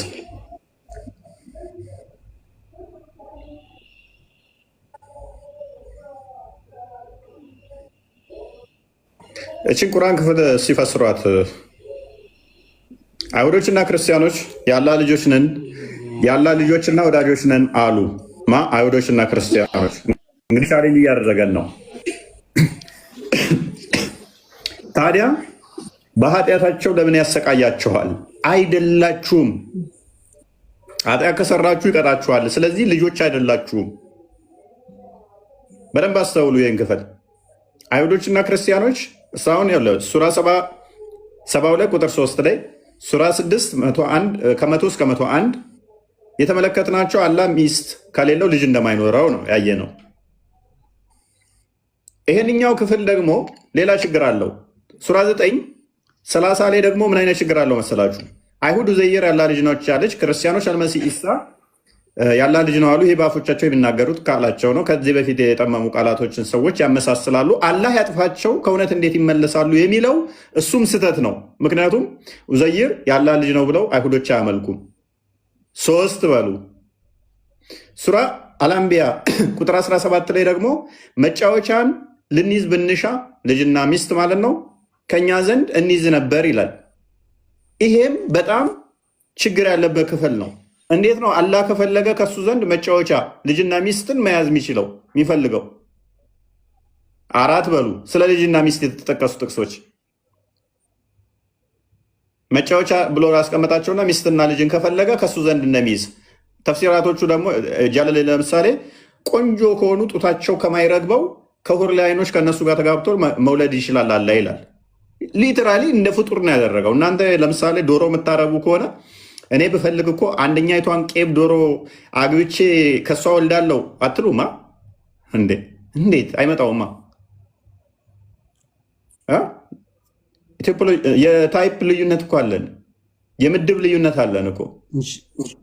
ስለዚህ አላህ ከፍጡራን ጋር ከፈለኩኝ ከሁር ላይን አገባል ነው ከዛ ልጅ ይዛለሁኝ። ይሄ አይባልም። አሁን ይህንኛውን ጥቅስ ደግሞ እንዴት እንደምናፈርሰው ላሳያችሁ። ሱራ 5:18 ላይ አይሁዶች እና ክርስቲያኖችም ያኛ ያላህ ልጆች ነን ወዳጆች ነን አሉ። ታዲያ በኃጢአታቸው ለምን ያሰቃያቸዋል? አይደላችሁም፣ እናንተ ከፈጠራችሁ ሰዎች ናችሁ። ኃጢአት ከሰራችሁ ፈጣሪ ስለሚያሰቃያችሁ ስለሚቀጣችሁ ልጆች አይደላችሁም በላቸው። ለሚሻው ሰው ይመራል፣ የሚሻውንም ሰው ይቀጣል። ሰማያትና የምድር በመካከላቸውም ያለው ሁሉ ንግስና ያላህ ብቻ ነው ይላል። ስለዚህ ልጆች አይደላችሁም ብሎ ቻሌንጅ ያደረገበት ምክንያቱ ምንድን ነው? ኃጢአት ከሰራችሁ ይቀጣችኋል። ስለዚህ ከቀጣችሁ ደግሞ አባታችሁ አይደለም። ስቲል ምን ያህል ሌም ደካማ የወረደ ሙግት እንደሆነ። ለምሳሌ አንተ ሰፈር ውስጥ የሆነ ልጅ አባቱ ሲቀጣው ካየ እሱማ አባቱ አይደለም፣ ምክንያቱም ሲገርፈው አይቻለሁ፣ ሲቀጣው አይቻለሁ። ባለጌ ልጁ ባልጎ ልጁ ባለጌ ሆኖ አየውና ሲቀጣው አባቱ ሰንበዲ እዛ ጋር ወንጀል ሰራ ወይንም ኃጢአት ሰራ፣ ብቻ የሆነ ጥፋት አጠፋ ልጁ። ከዛ ሲቀጣው አየህና አባቱ ስላልሆነ ነው የቀጣው። ጥፋት ሲያጠፋ ልጁን የቀጣው አባት ለዘላለም አይቀጣውማ። ለዘላለም አይቀጣውም። ለዘላለም የሚል ቃል የለውም። ኤኒዌይስ ስለዚህ በሰዓት የሚቀጣውም ደግሞ ራሳችሁ ላይ መልሰዋለሁ። አብሽር። ኤኒዌይስ ምን ያህል ሌም አርጉመንት እንደሆነ ደካማ የሆነ የወረደ ዊክ የሆነ አርጉመንት እንደሆነ ብራዘር ቆይ የእኛንን መልስ በመጀመሪያ። ስለዚህ ስለሚቀጣችሁ ጥፋት ስታጠፉ መልሳለሁ። ስለሚያቀጣችሁ ጥፋት ስታጠፉ ስለዚህ አባታችሁ አይደለም ማለት መጽሐፍ ቅዱሱን ተረድቶታል ወይ ስንል ኖ። ዕብራውያን ምዕራፍ 12 አንዴ ክፈተው ቁጥር 5 ላይ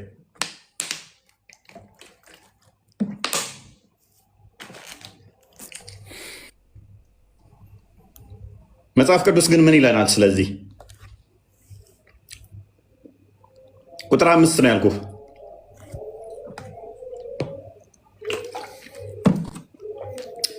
ኦኬ እንደ ልጆችም ከእናንተ ጋር ልጅ ሆኜ የጌታን ቅጣት ሉክ እንደ ልጆችም ልጆች ሆኜ የጌታን ቅጣት በሚገስጽህም ጊዜ አትድከም።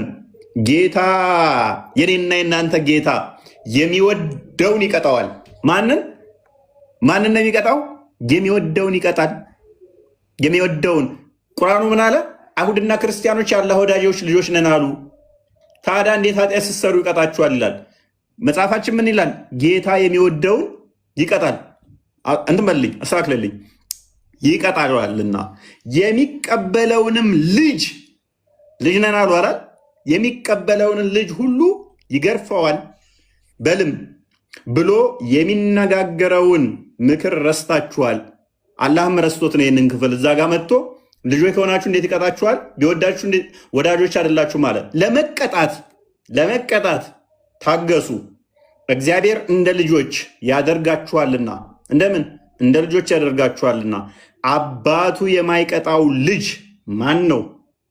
አባቱ የማይቀጣው ልጅ ማን ነው? ለመቀጣት ታገሱ፣ እግዚአብሔር እንደ ልጆች። ኦኬ ነገር ግን ሁሉ የቅጣት ተካፋይ ሆኗልና ያለ ቅጣት ብትኖሩ ያለ ቅጣት ብትኖሩ ዲቃሎች እንጂ ልጆች አይደላችሁም። እኛ ልጆች ነን፣ እንቀጣለን፣ እንገረፋለን ስናጠፋ። ከዚህ በላይ የቀጡን ከዚህ በላይ የገረፉን የስጋ አባቶች ነበሩን፣ እንፈራቸውም ነበር። እንዴትስ ይልቅ ለመናፍስት አባት አብልጠን ልንገዛና በሕይወት ልንኖር በተገባ። ከፍ አድርገው። እርሱ መልካም ሆኖ እንደታያቸው ለጥቂት ቀን ይቀጡን ነበር። እነርሱ ለመልካም ሆኖ እንደታያቸው ለጥቂት ቀን ይቀጡን ነበርና እርሱ ግን ከቅድስናው እንድንካፈል አምላካችን ከቅድስናው እንድንካፈል ለጥቅማችን ይቀጣናል። ቅጣቱ ሁሉ ለጊዜው የሚያሳዝን እንጂ ዘላለማዊ እንዳልሆነ ቅድም ላልከን ወንድማችን የሚያሳዝን እንጂ ደስ የሚያሰኝ አይመስልም። ዳሩ ግን በኋላ ለለመዱት የሰላም ፍሬ እርሱም ጽድቅን ያፈራላቸዋል። ስለዚህ የላሉትን ልጆች የሰለሉትንም ጉልበቶች አቅኑ ይላል። ደግመህ እኔ ቤት አገባትም ቆስጠንጢኖስ እንደዚህ እየከፈትክ መከራዬን ያሳየኝ ክርስቲያን ይማረኝ። ኤኒዌይስ ስለዚህ እኛ እንገረፋለን፣ ምንቀጣለን። ምንገረፈው ምንቀጣው ግን ለራሳችን ጥቅም ነው። አምላካችን ይቀጣናል፣ ይገርፈናል፣ ይቀጣናል። አያችኋ? ቁርአኑ ግን ምን አለ? የሚቀጣችሁ የሚገርፋችሁ ከሆነ አምላክ አይደለም፣ እናንተ ልጆች አይደላችሁ። መጽሐፋችን ምን ይላል? ምገርፋችሁ ምቀጣችሁ ስታጠፉ ለእናንተው ጥቅም ነው። ዛሬ ብቆነጥጣችሁም ብገርፋችሁም ዘላለማዊ ደስታዬን ልሰጣችሁ ነው። ዘላለማዊ ደስታን እንድታገኙ ነው። አያችኋል? እነሱ ጋር ያመጣው ቻሌንጅ ምናል ውድቅ እንደሆነ አባትህ ስቅም፣ ስዘሙት፣ ስሰርቅ ዝም ብሎ ይመለከትሃል። ለምን? አባት ስለሆነ እንደዛ መሆን አለበት እያለ ነው ቁርአን።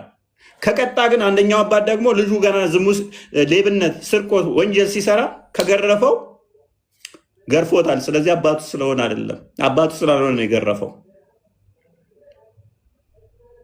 ጥያቄ መጠየቅ ይቻላል? ኦልራይት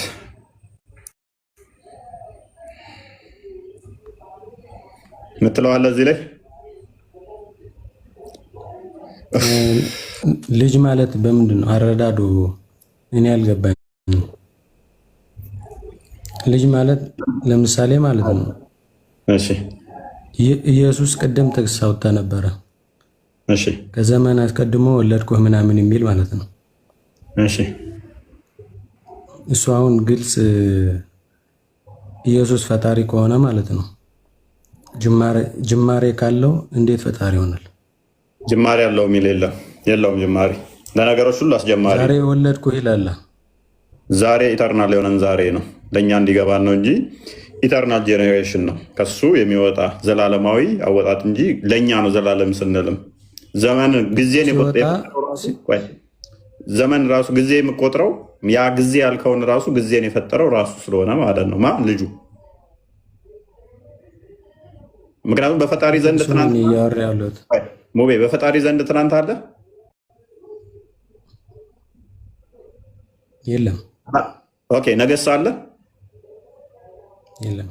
ስለዚህ በቃ ዛሬ የሚለው ዘላለማዊነትን ብቻ የሚገልጽ ነው። በፈጣሪ ዘንድ ነገ የሚባል የለም። ዛሬ ትናንትና የሚባል ያለፈ ታሪክ ጊዜን ያመላክታል። ዛሬ ማለት ለአንተ ነው።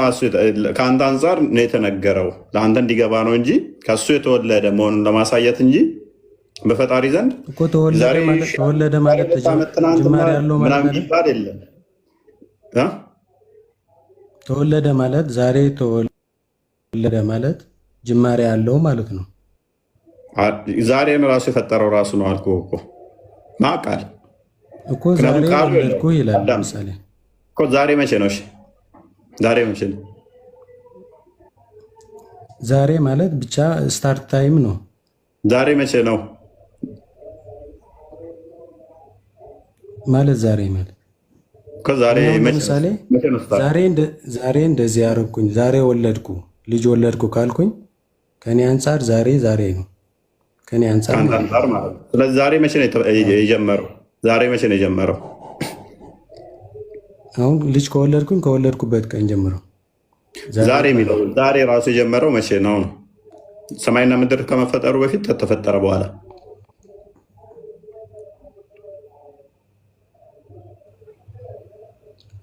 ማለት ዛሬ ቀን መቆጠር የጀመረው መቼ ነው? ዛሬ ማለት ቀን ነው አይደለ? ታይም ነው። ታይም ራሱ ፍጡር ነው። መቼ ነው የጀመረው ዛሬ የሚለው ቃል? እኛ የምናውቀው ዛሬ የተፈጠረው ቀን መቼ ነው የጀመረው? ሰማይና ምድር ከመፈጠሩ በፊት ነው ወይንስ ከተፈጠረ በኋላ ነው ዛሬ የሚመጣው?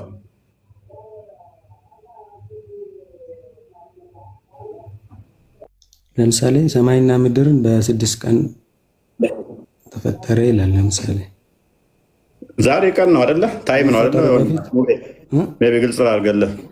ግልጽ ላድርግልህ። ዛሬ ማለት ቀንን ነው የሚያመለክተው አይደለ? ቀን ደግሞ 24 ሰዓት ምሽትና ንጋትም ማለት ነው አይደለ? ምሽትና ንጋት ሰማይና ምድር ሳይፈጠሩ ነበር እንዴ? እሱ ሳይሆን ለምሳሌ ዛሬ ማለት ታይም ነበረው። ይሄ ዞሮ መልስልኛ። አይነን ሰማይና ምድር ሳይፈጠሩ ጊዜ ራሱ ነበረ ወይ አልኩ። ለምሳሌ በአርብ ቀን ወይ በቅዳሜ ቀን ሰው ተወለደ ይላል፣ ሰው ተፈጠረ ይላል። አረ በእናት ሙቤ ዛሬ የሚለው ቀን የመለስኩልህ ነው። ሰማይና ምድር ከተፈጠረ በኋላ ነው ሳይፈጠር ነው ዛሬ ራሱ የተፈጠረው እኮ ለምሳሌ ሰማይና ምድር ፈጥሯል እግዚአብሔር አይደል? ለምን ምሳሌ ትላለህ? ዛሬ መቼ ነው የተፈጠረው? ዛሬ የሚለው ቃል ቀኑ ራሱ ዛሬ መቼ ነው የተፈጠረው? እኔ እኮ ስላልገባኝ ነው። ዛሬ ማለት ታይምን ነው የሚያመለክተው አይደል? ያ ታይም መቼ ነው የተፈጠረው? እሺ ታይም ባልከው ታይም የተፈጠረው በደንብ ግልጽ ላድርግለት። ታይም ራሱ የተፈጠረው መቼ ነው? ሰማይና ምድር ከተፈጠረ በኋላ ወይንስ ሰማይና ምድር ሳይፈጠር ታይም ነበር? ነበረ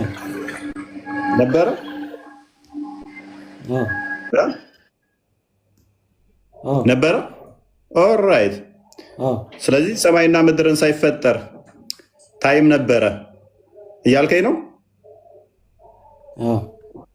ታይም ፍጡር ነው ፍጡር አይደለም?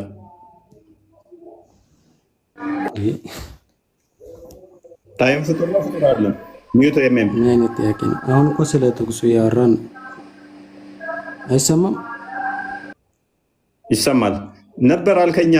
ምክንያቱም ሰማይና ምድርን በፈጠረበት ቀን ውስጥ ነው እንጂ ታይም የሚመጣው። ታይም ራሱ የምድርና የፀሐይ ዛቢያን መሰረት አድርገህ ምድር በፀሐይ ዙሪያ የምትዞረው መሰረት አድርገህ የምትቆጥረው ስለሆነ ምሽትና ንጋትን ቆይ ፕሊስ ቆይ አንድ ቀን ሁለት ቀን የሚለው የሚቆጠረው ራሱ ምሽትና ንጋትን መሰረት አድርጎ ነው። ሰማይና ምድር በሌሉበት ፀሐይና ጨለማ በሌለበት ላይ ዛሬ የሚለውን ቀን ከቆጠርከው ሜይ ቢ እናንተን አስተምሮ አላቅም። ስለዚህ አላህ በ6 ቀን አይደለም ፈጥሮ የጨረሰው ፍጥረትን። ምክንያቱም ጊዜን ራሱ ሰማይና ምድርን ሳይፈጥር ጊዜ ይቆጠርለን ነበር ማለት ነው። አምላክ ጊዜ የሚቆጠርለት ከሆነ ደግሞ እሱ ፍጡር ነው የሚሆነው። ትሪሊየን ዓመት የሚኖር ቢሊየን የሚሆን ጊዜ ወደኋላ የሚቆጠርለት ከሆነ ፈጣሪ ፍጡር ነው ማለት ነው።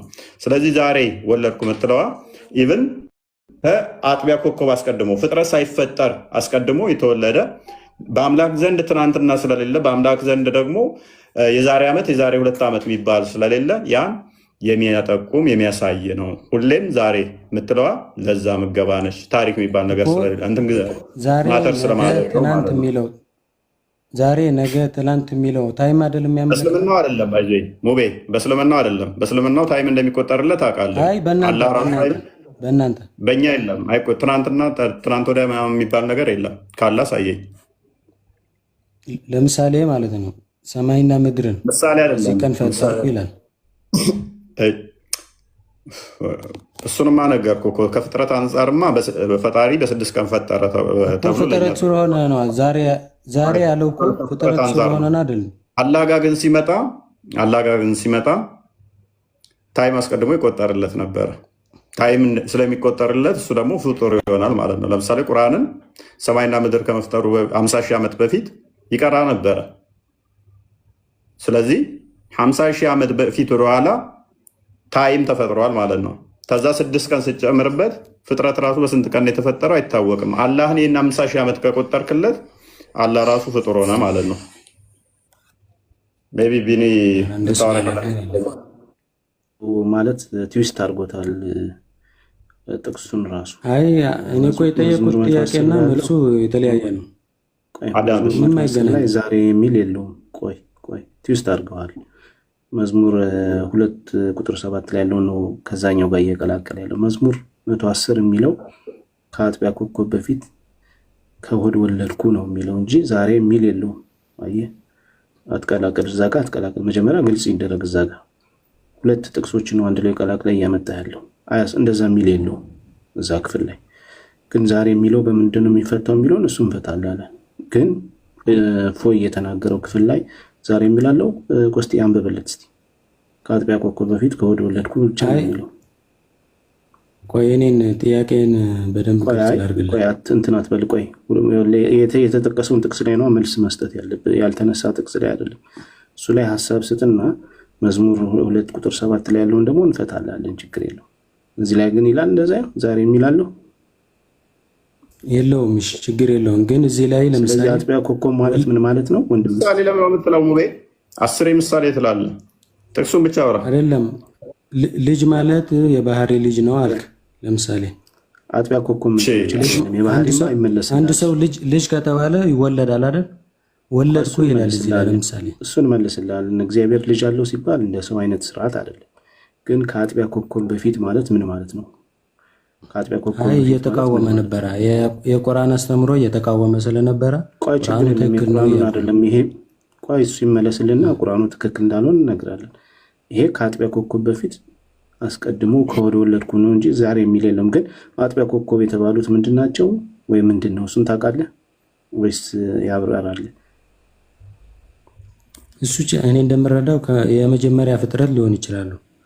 አዎ የመጀመሪያ ፍጥረት ከመፈጠሩ በፊት ከዛ በፊት ታይም ስፔስም ስለሌለ ዘላለማዊ ነው ማለት ነው። የክርስቶስ ልጅነት ዘላለማዊ ነው እያለ ነው።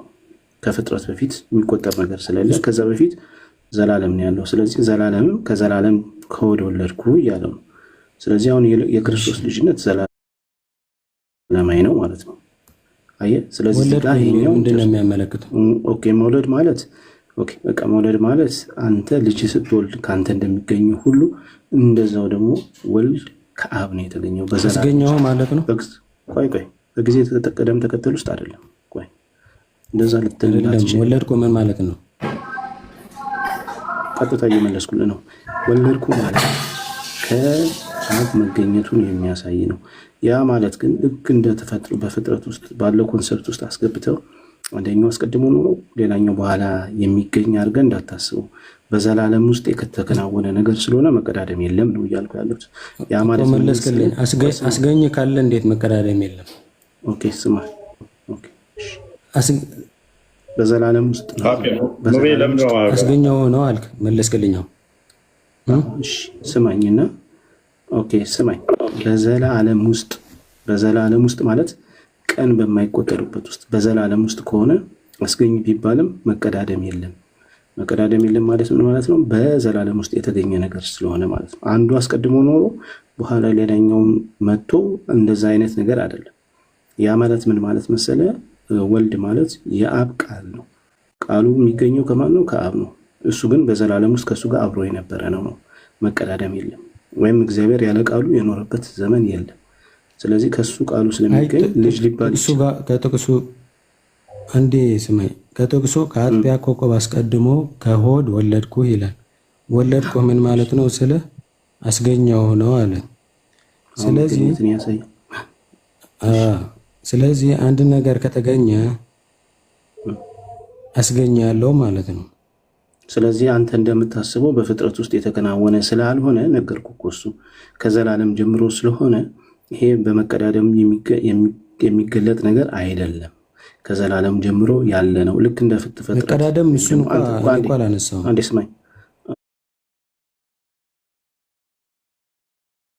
አንዴ ስማኝ፣ እንደ ተፈጥሮ እንደ ፍጥረት በፍጥረት ውስጥ ያለ መቀዳደም አባት አስቀድሞ ኖሮ በኋላ ልጅ እንደሚኖረው አይደለም። ከአብ የተገኘ ሲባል የአብ ቃሉ ነው። የአንተ ቃል ከአንተ እንደሚገኘው ሁሉ የአብ ቃል የተባለው ወልድ ልጁ ኢየሱስ ክርስቶስ ከአብ ነው የሚገኘውና እንደዛ ይባላል። ያ ማለት ግን በሁለቱ መካከል መቀዳደም የለም፣ የባህሪ መበላለጥ የለም። በዘላለም ውስጥ ያለ ነገር ነው የምታስብ ሁሉ ነገር ማለት ነው። እሱን ያዝ ማለት ነው። ኦኬ እሱን በደንብ አድርገህ ያዝ። ሌላ ትንሽ አንድ ነገር ልበልና ቆይ ይሄን በደንብ አብላላውና ይሄን በደንብ ያዘው። ከዛ በኋላ ይገባሃል ማለት ነው። እንዴት አድርጌ ለበለው ብራዘር? ኦኬ እንግዲህ እስኪ ገባህ ደጋግሜ መልሱን ቆይ እንዲገባው ቁርአን ያላቃል ነው አይደል? ኦኬ ካላህ የወጣ ነው አይደለም? ቃሉ ነው፣ ንግግሩ ነው። ካላህ የወጣ ነው አይደለም እኮ ንግግሩ ነው። ንግግሩ ፍጡር ነው። ያላ ንግግር ነው። ያላ ንግግር ፍጡር ነው። አትሪቢት ነው። አትሪቢት ማለት አትሪቢት ፍጡር ነው ወይ? ኤምኤም እንደሚሉት እባክዎትን ፍጡር ነው ወይ? ፍጡር ማለት ለምሳሌ ተናገርኩኝ፣ አንተ ተናገርክ፣ ፍጡር ነው የሆነ የዛን የደደብ ኡስታዝ ሎጂክ እዛችሁ እንዳመጡ አንተ ተናገርክ፣ ፍጡር ነው። አንተ ንግግርን ፍጡር ይኸውልህ፣ ስማኝ፣ ደደብ ማለት አንተ ነህ። ሰምተኸኛል አይደል? እዚህ ጋር ተቀምጠ ማለት ነው። ቆይ ተረጋጊ እኮ ስማኝ። እስልምና መሳደብ መብት የለም። ነብያችን ሰለላሁ አልተሳደብኩም። ቆይ አልተሳደብኩም። እኔ ሰውን ግን ስደብ እኮ ስማኝ፣ ሰውን ግን ስደብ ቆይ ተረጋጊ። አንድ ኡስታዝ ነው ያልኩት እኔ ምን እንደሆነ አንተ አታውቅም። እሺ ማይብ እሺ ተረጋጊ። በቃ ስማኝ፣ እኔ አንተ መንካት አልፈልግም። በጣም ነው የማከብርህ ግን ቆይ ተረጋጊ። በደንብ ነው የማከብርህ እያለችኝ እየሰደበችኝ ነው እኮ። ስማኝ፣ እምነቴን ግን የመንካት መብት የለም። ይሄን አስጠንቅቄ ልንገርህ ማለት ነው። የእውነቴን ነው ምልክ ማለት ነው። ለምን ብትል ታውቃለህ? ነቢያችን ሰለላሁ ዐለይሂ ወሰለም ለእኛ ማለት አንተ አታውቅም። ልንገርህ አይደል? ምንድን ነው ያልከው? ከስር ሆኜ እሰማካለሁ ሁሌ ማለት ነው። ምንድን ነው ያልከው? ነቢያችን አቃጥለናል፣ አሁን ምቀረን ግን አላህ ነው ያልከው። አላህ ማለት አንተ ነው የፈጠረ ፈጣሪ ማለት ነው። ልንገርህ አይደል? እናንተ የምታመለክቱ ፈጣሪ ማለት ነው የአላህ መልእክተኞች ናቸው። ቢገባክ ኖሮ ራሱ ግን መቼም አይገባችሁም እናንተ ማለት ነው። መጨረሻችሁን አታውቁም። እሺ እኛ ለፈጠረን እንጂ ማለት ነው ለፈጠረን ነው እንጂ የምንገበረው እንጂ ማለት ለሰው አንገበርም። እናንተ ግን እስከ መቼ ነው ለሰው የምትገበሩት? አዩ ኡስታዝን ግን የመሳደብ መብት የለም። እኔም ለሙሐመድ ትገዣለሽ አትገዢም? በጣም ነው የምገዛው፣ እገዛለሁ። አልገበርም። ለማንም መገበር ማለት መገዛት ማለት ነው። በኦሮምኛ ነው ያለችው። ለማንም አልገዛም ነው ስማኝ፣ ነቢያችን ሰለላሁ ዐለይሂ ወሰለም ማለት የአላህ መልእክተኞች ናቸው። ንገርህ አይደል? እሱን አስጠንቅቄ ንገርህ። ግን እኔ ለፍጡር አልገዛም። ፍጡር ማለት ደግሞ እናንተ ናችሁ። ፍጡር ማለት እናንተ ናችሁ።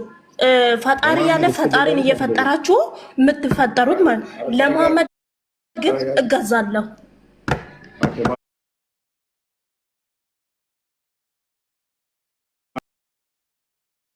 አላህ ማለት ነው።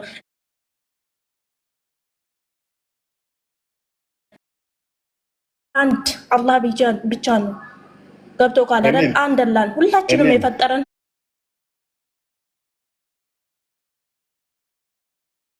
ፈጣሪ ነው ያለው ማለት ነው።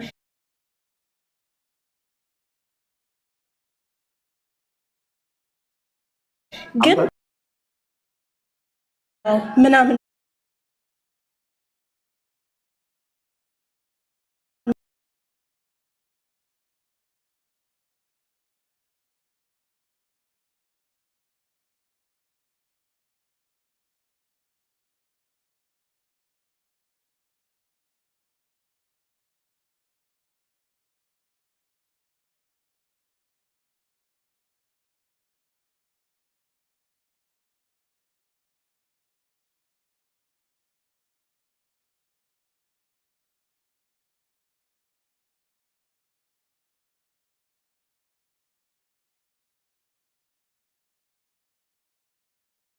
ተጃጃላችሁ ነው እዚህ ጋር ተቀምጣችሁ ማለት ነው። እምነቴን ግን የመሳደብ መብት የለም። እምነቴን አከብራለሁ፣ ግን እምነቴን አትሰድብ።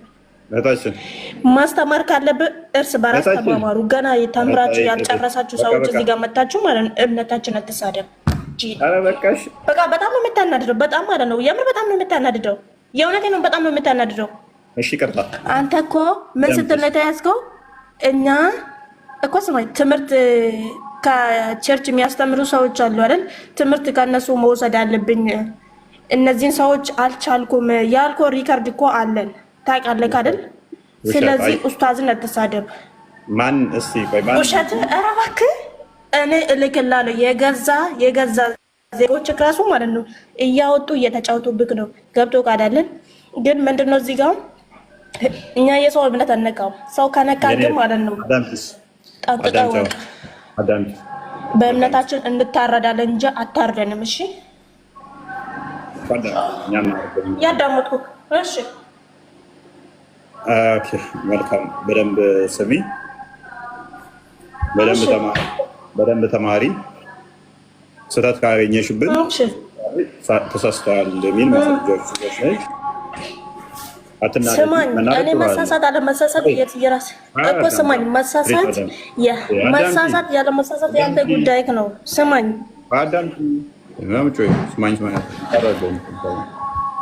እኮ እሺ አዳምጪ በስርዓታ። እንደዛ ነው። ስለዚህ ተረጋጊና ስድብ የመሰለሽ ጥላቻ የመሰለሽን መረጃዎችን እዘሽ ነይና እፎይ እንደዚህ ብለሃል ትክክል አይደለህም ምናምን ነገር በይ።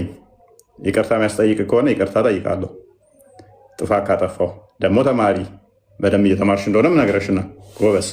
ዋናው እሱ ነው የሚፈለገው። በተረፈ ሂዱ ሌላው ጋር ተማሩ። አልቻልንም እኛ አላለም። የኔንም ስማኝ የአንተን እምነት የመማር ግዴታ አይደብኝም። እኔ የአንተን እምነት የመማር ግዴታ አይደብኝም። ልመልስልሽ። ቆይ ሌላ ቦታ ሂዱና ተማሩ አንልም። እሱን ያልነው ደግሞ እሱን ደግሞ የሚሉት ማናቸው? ሙስሊሞች ወይንም ደግሞ ፕሮቴስታንቶች። የሆነች አንድ መስቀል አድርጋ በፕሮቴስታንት ስም መሰራ ፕሮቴስታንት አመስለኝም። ሙስሊሞቹ በየቀኑ ሼር ሲያደርጉልኝ ይውላሉ። ድራማ የሚሰሩ ናቸው። ኦርቶዶክሳውያን በዚህ የጠራን የነፃን ትክክል ሃይማኖታችን ላይ በአቋም የምንይዝ እንጂ የሰው ሃይማኖት አስመስለን እንደዚህ ቁማር የምንጫወት አይደለም። ስለዚህ እንደዚህ አይነት ቆሻሻኛ ውስጥ አይገኙም። ሳላስበው ራሱ ፎሎ አደረግኩሽ እንጂ ኤኒዌይስ የፎሎ ችግር የለብኝም። የወልቂያ መቀን ፎሎ አይደለም ለእኔ የሚመሰክር ፎሎውን አነሳለሁ ብዬ አስወረድኳት። ደግሞ ፎሎ አድርጊያት ፎሎ አድርጊያት ሌላ ነገር እነኚህ ሰዎች ሜታ አድርጋታለሁ ስል ፎሎ አደረኩ።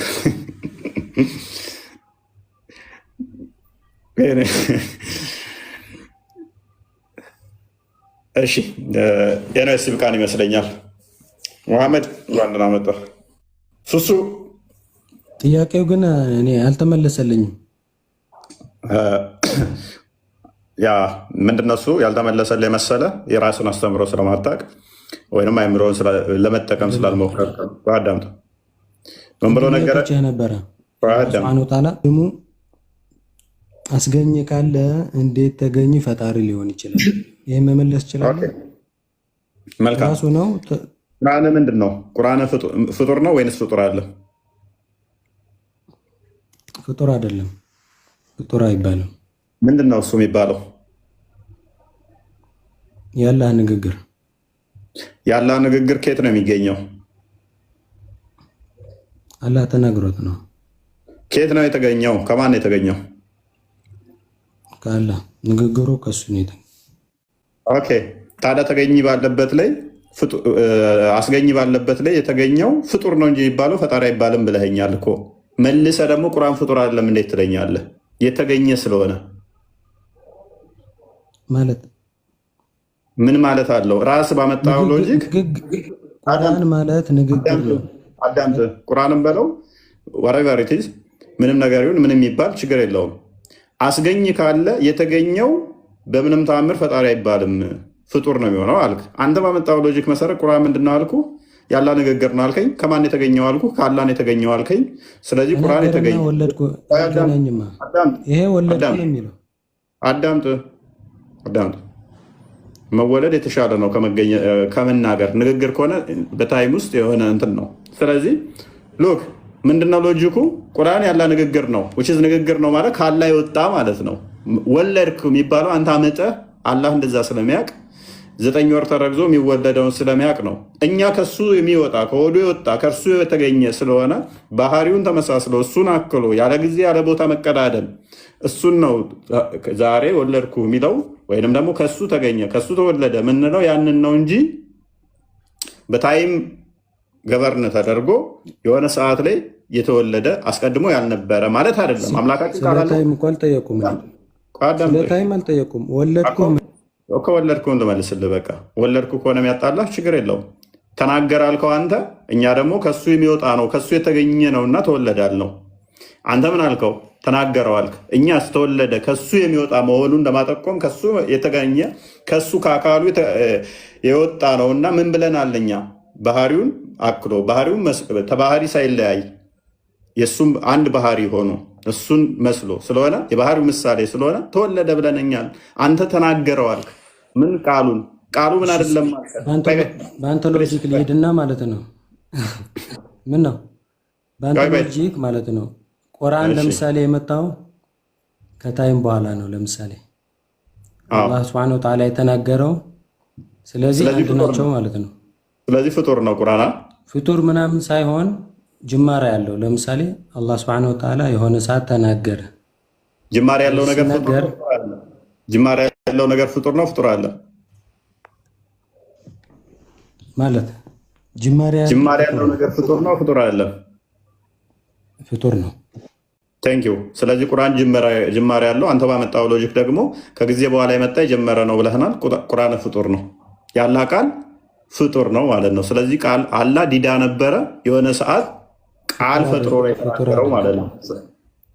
ፍጡር አይደለም ይላል ደግሞ መልሶ። አንተ ሰውዬ ነው የአላህ ባህሪ ነው። በቃ ተስማማ፣ ከራስህ ጋር ታረቅ።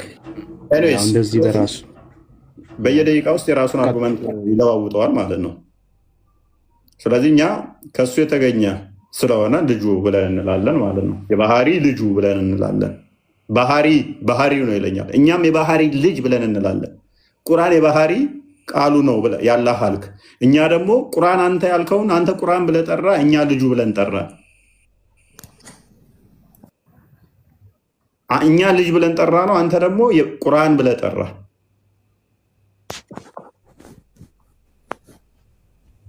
እኛ ክርስቶስ በስጋ ሲገለጥ ምን አለ? ኦኬ ከማርያም ስጋና ደምን ነስቶ ተዋህዶ ተገለጠ አለን። አንተ ደግሞ ያላህ ቃል በወረቀት ላይ በቀለም ጋር ተዋህዶ ጥቁርና ቀይ ሆኖ ተጻፈበት አልክ። ያ ደግሞ ፍጡር አይደለም አልክ። ስለዚህ ከወድ ወለድኩ ሲል ከሱ እንደመውጣቱ ነው። ወለድኩ ሲል የሆነ ሰዓት ላይ የሚወጣ እንደዚህ እንትን ሳይሆን ኢተርናል ጄኔሬሽንን የሚጠቁም ነው። አንድም በስጋ የሚገለጡን ዛሬ ወለድኩ ሲል ፎርካስት እያደረገ በስጋ እንደሚወለድ ከማርያም እሱንም የሚጠቁም ነው። ዛሬ የሚለው አንድም ኢተርናሊቲን የሚያሳይ ነው፣ ዘላለማዊነትን የሚያሳይ ነው። ሁሌም በፈጣሪ ዘንድ ትናንት የዛሬ ዓመት ምናምን የሚለውን ነገር ስለሌለ ማለት ነው። ኤሬስ ዲኒ ታወራ ፈልጋለሁ ይመስለኛል። ሳብሊስትና ያው ጥሩ አድርገህ መልሰለታል። በራሳቸው ትምህርት አንዳንድ የሚሄድ ጥሩ ነው። እንግዲህ ከወድ ወለድኩ ማለት እሱ እንደሚያስበው ሌላ ነገር አይደለም። አንድ ሰው ከወድ ሲወለድ ተገኘ እንደሚባል ወይም ደግሞ የባህሪ ልጅ ነው እንደሚባለው ሁሉ እንደዛው እግዚአብሔር ከወድ ወለድኩ ማለት ከኔ ወጣ ነው ከሱ የወጣ ነው ለማለት ነው እንጂ እግዚአብሔር ሆድ ኑሮት ምናምን እንደዛ የሚታሰብ አይደለም። አንድ እሱ ነው። ሁለተኛ ዘላለማዊ መሆኑን ልጅነቱ ዘላለማዊ አባትነቱን ዘላለማዊ መሆኑን የሚያሳይ ነው። ይሄ ከዚህ አንጻር ምንም ችግር የለውም። ቅድም አንድ ሀሳብ ለመስጠት ፈልጌ ነበር፣ አልተመቸኝም። ሀዩ ስትጠይቅ ነበርና ሁላችንም የእግዚአብሔር ልጆች ነን ብላ ተናግራ ነበርና ባይዘዌ መጽሐፍ ቅዱስ ይህን በግልጽ ያስቀምጦ ያስረዳል፣ ለይቶ ያስረዳል። ክርስቶስ ልጅ በተባለበት እኛ ልጅ አንባልም። ኢቨን ሙሴ እንኳን ሎሌ ነው የተባለው እና እዛው ዕብራውያን 1 ላይ መላእክትን ዲስፕሩቭ ያደርግና ይጀምራል። ከመላእክት አንተ ልጅ ነህ እኔ ዛሬ ወለድኩ ያለው ከቶ ለማን ነው ብሎ ይናገራል። ኢቨን መላእክት እንኳን የእግዚአብሔር ልጅ ቢባሉ ክርስቶስ ልጅ በተባለበት እነሱም ልጅ አይባሉ። የክርስቶስ ልጅነት የባህሪ ስለሆነ ማለት ነው። የክርስቶስ ልጅነት የባህሪ ስለሆነ ስለዚህ መላእክት ምንም እንኳን ልጅ ቢባሉ ክርስቶስ ልጅ በተባለበት ቦታ ላይ እነሱ ልጅ አይባሉ። ምክንያቱም የክርስቶስ ባህሪ ስለሆነ የክብሩ ነጸብራቅና የባህሪ ምሳሌ ሆኖ ኃጢአታችንን በራሱ ተመልከቱ። ኃጢአታችን በራሱ ካነጻ በኋላ በግርማው ቀኝ ተቀመጠ ነው የሚለው። ስለዚህ ኃጢአትን በራሱ የሚያነጻ ልጅ ነው ማለት ነው። ልክ እንደ አባቱ ኃጢአትን ይቅር ማለት የሚችል ነው። እዛው ቁጥር 1 ላይ ዓለማትን በፈጠረበት ልጁ ብሎ በግልጽ ያስቀምጧል። ስለዚህ ሁላችንም የእግዚአብሔር ልጆች ከሆኑ ዓለማትን በፈጠረበት በልጆቹ ተብሎ ለምን አልተነገረም? ለምን በልጁ ተብሎ ተነገረ? ለምን ለየው ማለት ነው። መጽሐፍ ቅዱስ ላይ ይህ መጽሐፍ ቅዱስ ብዙ ቦታ ላይ ይለያል። ክርስቶስም ይናገራል። እንዲሁም ስለ የትኛው ስራ ልትወግሩኛላችሁ ብሎ ይናገራል። እና አንተ ሰው ስትሆን ራስን ከእግዚአብሔር ጋር አስተካክለ እግዚአብሔር አባቴ ነው ስላልክ ይላል ብለው ድንጋይ ያነሱበታል ብዙ ጊዜ። ስለዚህ ክርስቶስ ኢየሱስ አባቴ ብሎ ሲናገር ወይም ደግሞ ልጅ ተብሎ ሲናገር ከአብ ጋር የተካከለ የባህሪ ልጅነትን በሚያሳይ መልኩ ነው ብዙ ቦታ ላይ ድንጋይ የሚያነሱበት ማለት ነው። እና ይህን ክርስቶስ የትም ቦታ ላይ ድና ያዳረገ አባቴ እስከዛሬ ይሰራል እኔም እሰራለሁ ብሎ ነው እየተናገረ ያለው። ስለዚህ የክርስቶስ ልጅነት ከኛ ልጅነት እኛ በጸጋ ያገኘ ነው፣ ከመላእክትም ልጅነት የተለየ ነው። በጣም ልዩ ነው ማለት ነው። የእሱ ልጅነት በባህሪው ከአብ ጋር በመተካከል ነው። ጢሞቴዎስ 3:18 ላይ 16 ላይ ካልተሳሳትኩ እግዚአብሔርን የመምሰል ሚስጥር ያለ ጥርጥር ታላቅ ነው በስጋ የተገለጠ ይለዋል። እግዚአብሔርን የመምሰል ማለት በባህሪ አባቱን የሚመስል ማለት ነው። ስለዚህ እሱ በስጋ ተገለጠ ነው። ኦኬ። ስለዚህ የክርስቶስ ልጅነት በባህሪ ከአብ ጋር የሚመስል ነው እንጂ እንደው ዝም ብሎ የአስተማሪ የ6 ወር ለብለብ የሰጧቸውን ኮርስ ይዘው ይመጡና አንዳንድ ሰዎች ዝም ብሎ ይደርቃሉ። እና በደንብ በዚህ ልክ መማር ማወቅ መቻል አለብሽ። ሀዩ ካለሽ ከሰማሽኝ ለአንቺ ነው። ምናልባት አላህ አብ ነው ብለሽ ስለምታምኚ ማለት ነው። እንደዛ ስለምታምኚ አብ ግን የባህሪ ልጅ አለው። የባህሪ ልጅ ብቻ ሳይሆን የጸጋ ልጆችም አሉት። እና ሌላው መጨረሻ ላይ የምለው አንድ ነገር አስገኝ ስለሆነ አላህ አባት ሊባል ይችላል ከማስገኘት አንጻር ለማለት ይሞክራሉ። ግን መጽሐፋቸው ላይ የለም። እርግጥ መጽሐፎቻቸው ላይ የለም። አንድ አፈቀላጤ ነው እንደዛ የሚለው። ግን አስገኘ ስለተባለ አላህ አባት መባል ይችላል ወይ ነው? መጽሐፍ ቅዱስ ላይ እኮ እግዚአብሔር ስላስገኘ አስገኘ ብቻ አይደለም የተባለው፣ በማስገኘቱም አባት ተብሏል። አባት የሚለው ስምም በግልጽ ተቀምጧል። ራሱ ልጆቼ እያለ ይጠራቸዋል፣ እነሱም አባታችን ብለው ይሉታል። ስላስገኛቸው ብቻ ሳይሆን በማስገኘቱ ራሱ አባት የሚለውን ስም የተቀበለ ነው። ቆይ ጨርሻለሁ። አባት የሚለውን ስም የተቀበለ ነው። ያ ከጸጋ አንጻር ያለው ማለት ነው። ስለዚህ እንደዚህ አይነት ትምህርት አለው እስልምና ላይ። ከሌለ ቀጥታ ሰዎችን ለማጭበርበር የሚደረግ ነገር ነው እንዲህ አይነት ሀሳቦች። እና አንዳንድ ሰዎችም በዚህ አስተምሮ ተጠምቀው ሲከራከሩ እያየን ስለሆነ በእነሱ አስተሳሰብ ተጠምቀው ማለት ነው። ስለዚህ ከዚህ አንጻር ነው። እሺ ቀጥል። መሐመድ ሊያወራ ፈልጓል መሰለኝ። እሺ እንዴት ናቸው?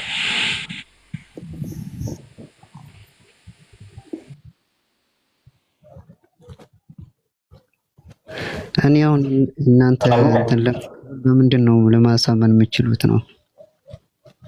ምን አልክ መሐመድ?